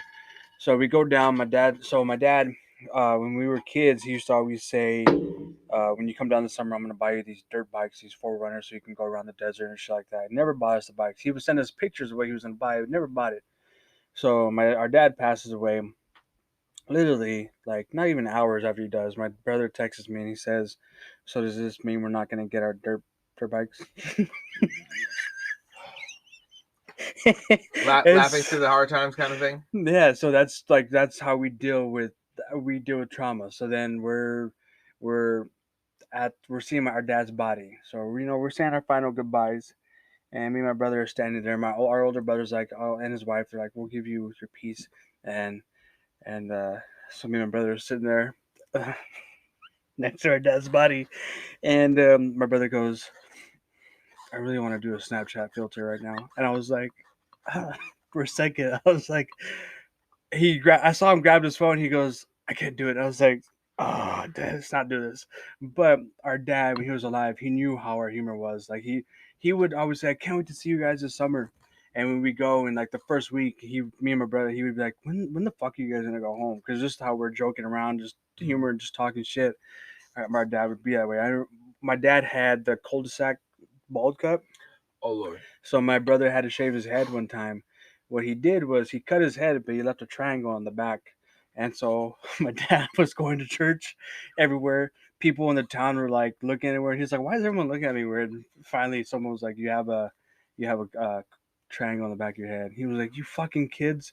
He was just like, so that's the humor just comes from just having to deal with trauma, having to just wanting to make people laugh, wanting to make the situations easier and easier It to sucks deal with. to be in those sad situations, and it sucks to have to feel. Yeah, you don't want me too. in a funeral. You don't want me around it or in the funeral because jokes will be had. Jokes what we had, man. What time is it? It's 9:37. So you go through these tough times, and a lot of people don't understand. Yeah. How you can like turn into humor. I do. It's a normal thing in the military. We make jokes about. I'm sure I've shit. watched. I've subscribed to like Vet TV. Oh God, you subscribe to Vet TV? Yeah. Yeah, So the veteran you've that I seen some want shit. to bring on your podcast, he's one to introduce me to that. So we would get off work and go home, drink some whiskey because I was living with him for a while, and we would drink some whiskey and just watch Vet TV episodes, just dying laughing every night. Oh, it's so fucking crazy, man. I can't stop laughing. My humor thing is turned off. My wife and my wife's mom always tell me my joke laugher is broken, and it probably is. I mean, I wouldn't say it's broken. It takes a lot of crazy shit to make me laugh. Like you have to really fucking say fucked up shit. Well, either that or just repeat the joke until you get it. But I guess they say, well, they say if you have to repeat the joke, then it wasn't funny. So Exactly. Exactly. Pretty much. What is your future looking like, man? Because you, as we struggle through difficult times in our life, we often tend to forsake the future because we don't know if it's going to be here. Yeah. Do you have a future in your mind? What Well, would it see, look like to then you? going back to the military, that was my goal. That was like you said, you knew you wanted to be in the military. That was how it was for me. Is I wanted nothing more than to be in the military. I Mm. didn't care. I remember going to the recruiter and saying, I just want to be infantry. And we did that practice ASVAB, and he said, well, it's a good thing you want to be infantry because that's about all you got. Oh, no. So, Damn. so that's He had to what say it like that. yeah, he was a good guy. And that's actually when the first time I lost 100 pounds because he said, well, you can't join to, I need you at least at, I think he said 200 or something like that. So, um, I spent the year, lost 100 pounds. And then that's when he found out like the specific code that my criminal record is. He was like, I can't get you in, which I've been told that it's up to the recruiter whether they want to fight to get you in or not or whatever. Mhm. But I remember he was like, I'm sorry, I wish that, you went through all this trouble. And I told him it's all good because if you didn't tell me that, I never would have lost the weight. I never would have gotten to the gym, never would have gotten to that lifestyle then.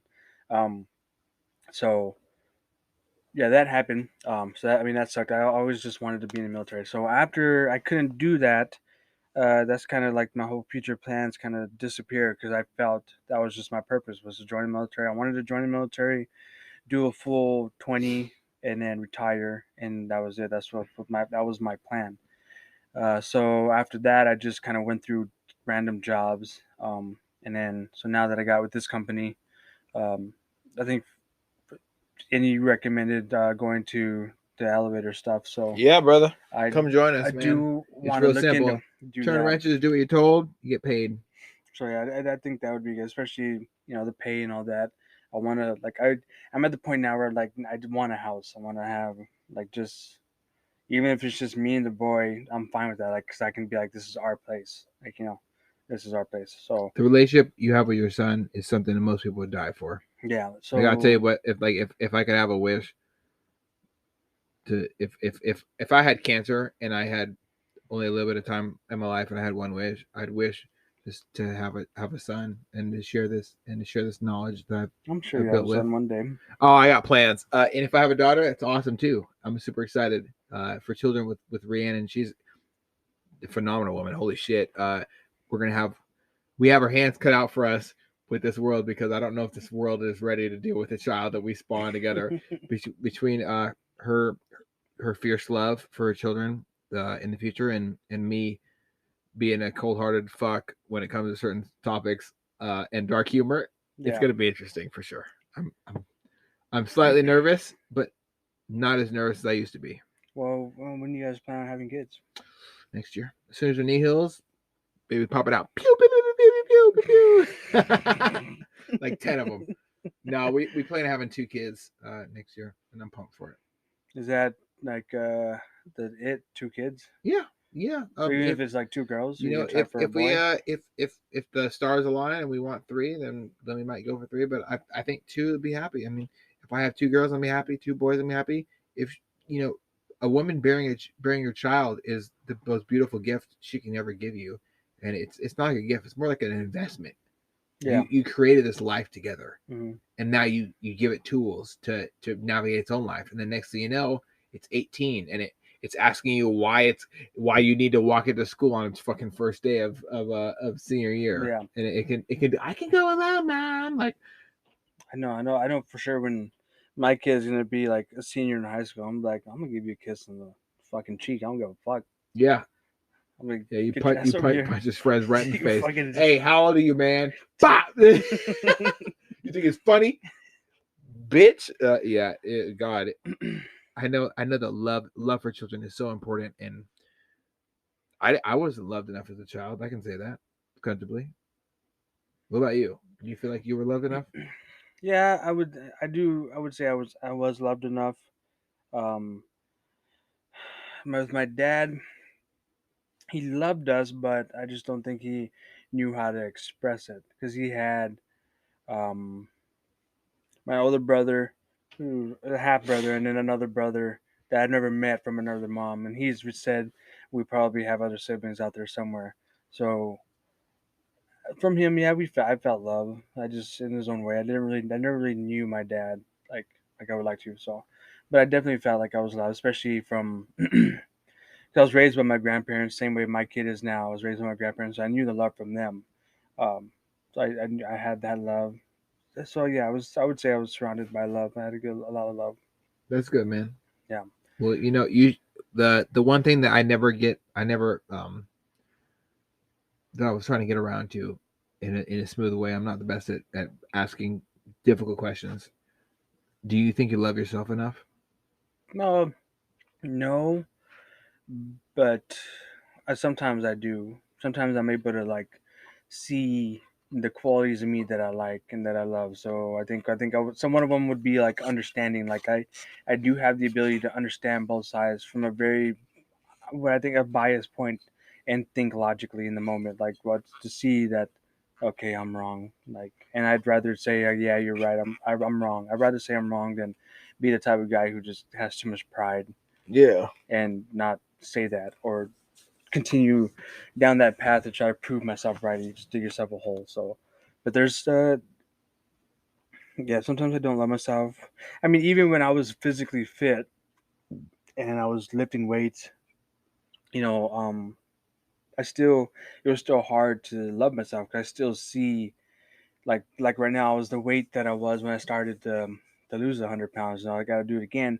So even when I was really physically fit and like I had the attention of ladies and they wanted to work out and they all this stuff, I still saw myself as that fat guy. Like you still see yourself, and I've heard other people say Lacking that. self confidence.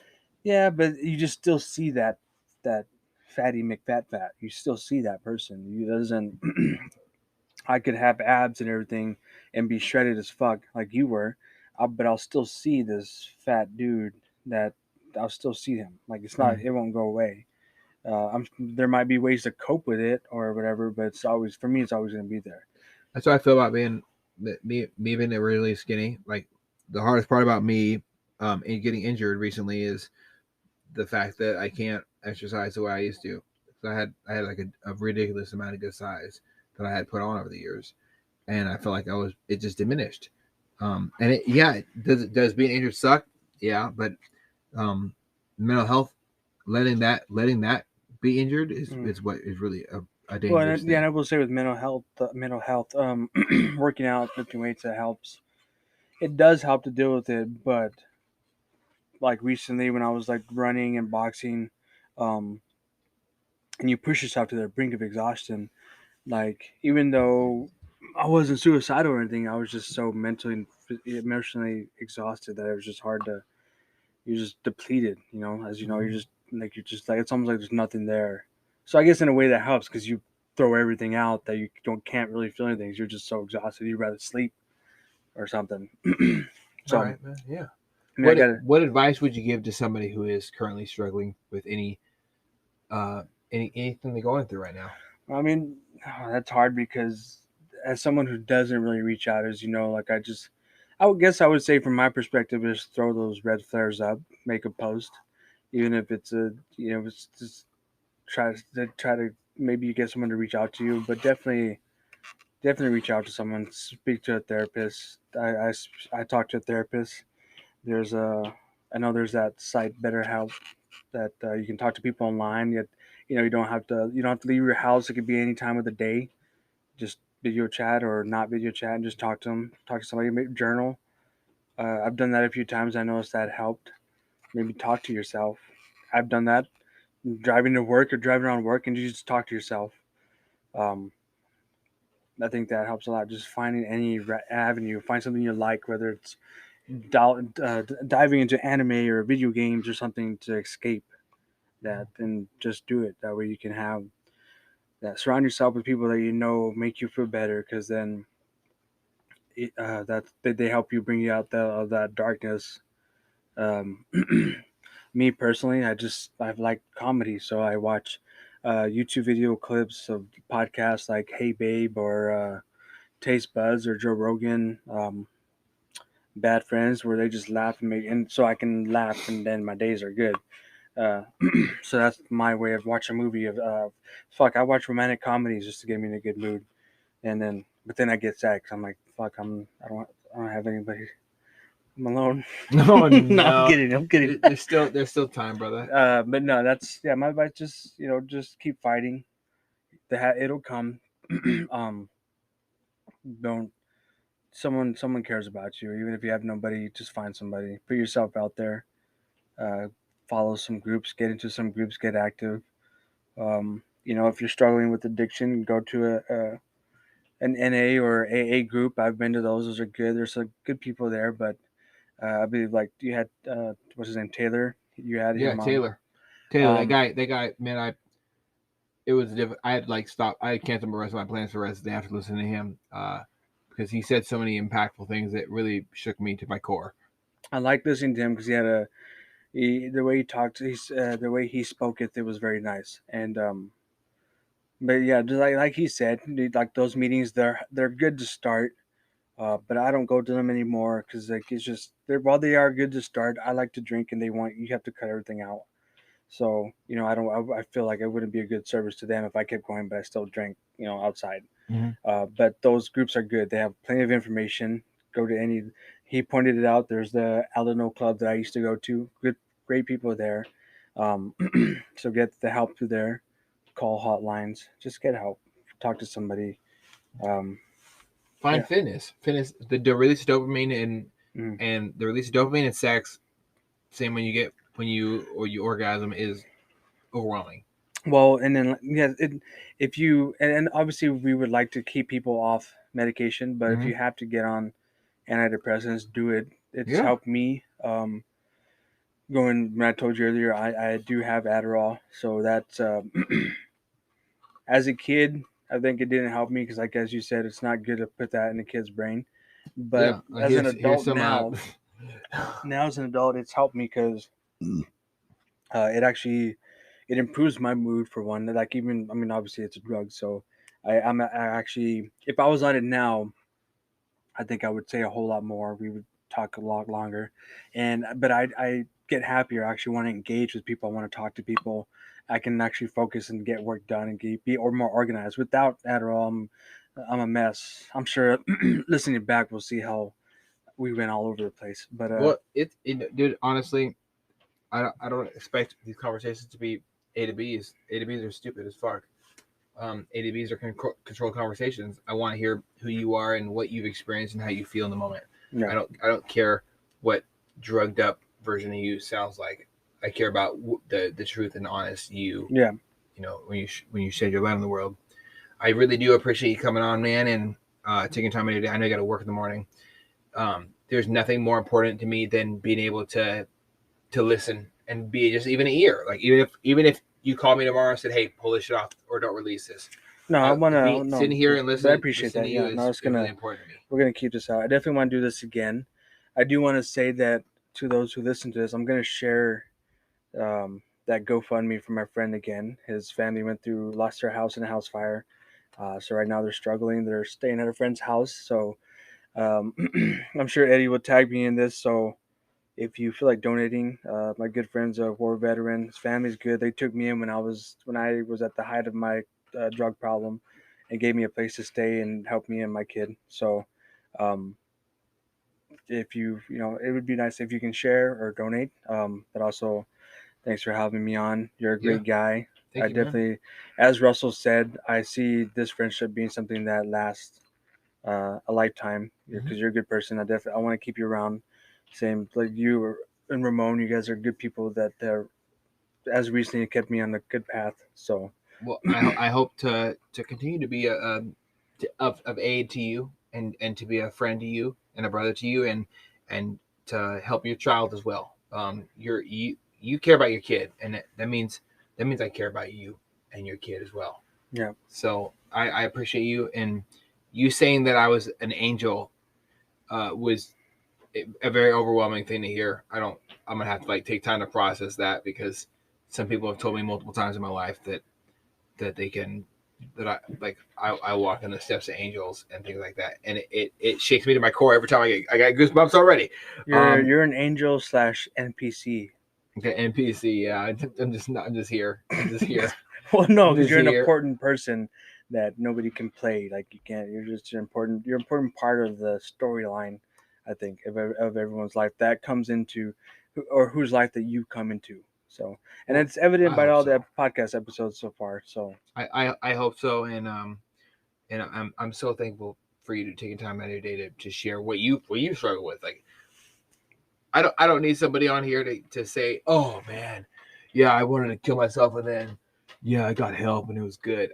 I need people to be raw and truthful and say, dude, every single day it sucks. Like some I'm missing a piece of me to tell me that I'm okay so I can be okay. yeah. And I have to look for it every day. You giving your life purpose, like the best scavenger hunt for self-worth. And it's a powerful thing, dude. I commend you on it and I thank you for being here with me today. If I got the news that you weren't here anymore, I'd be devastated. Not just for your son, but for your mother, for your stepdad, for your sister who I met. Yeah, and for me more, I'd be fucking upset, right? So thanks for being here, bro. Yeah, I'll always be here. I don't think I'll ever really go through with it or commit to it because I got great people like you and Ramon and my son and my parents that keep me grounded. So it'll just have to be something that I battle. Um, it's like a lyric of mine that I like by Yellow Wolf. He says, "I walk through hell almost every night." So that's kind of how I view it. Every day, just walk through hell, but you got to fight through it and come through it that way. I can be my son's light when he's going through these struggles. There are other people like you have been to help guide them and let them know they're not alone. They're not the only ones thinking these things or suffering these things or have these thoughts, which is what I thought for the longest time. So you're never alone, bro. Yeah. And you're literally 1, 2, 3, 4, 5 streets away at the end on the left. Yeah. So you know what? or less than that if you go a different way. So you can always find solace here, man, and bring your son too, because you're safe here. And No, I definitely want to bring him around. I do want him and Jackson to roll around again. Yeah, it'd be hilarious. I watch Jackson get worked up with this motherfucker. Jiu-jitsu is the way. Thank you, everybody, for tapping in and listening. This has been another episode. If you're struggling with mental health, please do head over to the Facebook page. I have resources there. You're not alone. If anything, just reach out to me. I had a friend reach out to me today from Spain, and wow, is it special to be able to have a positive influence on them. And you're never alone. I don't want you to think that just because you're going through something that you have to grow through it alone. And life doesn't happen to us, it happens for us. Whatever you're going through, you can do it. And there's nothing you have done in your past up to this point that you can't turn back and you can't make right and you can't better and best in that situation. Unless you're a pedophile, then you can fuck off. So anyways, thank you for listening to the episode. Mark joined me tonight. So God bless. Keep your head up and check the links in the description. My DMs are open. Yeah. I said my DMs are open. His DMs are open. And leave that. Ladies, my DMs are open. Just okay. Sorry about that. To correct the sex. Let's go ahead and slide into this different thing. He's single, ladies.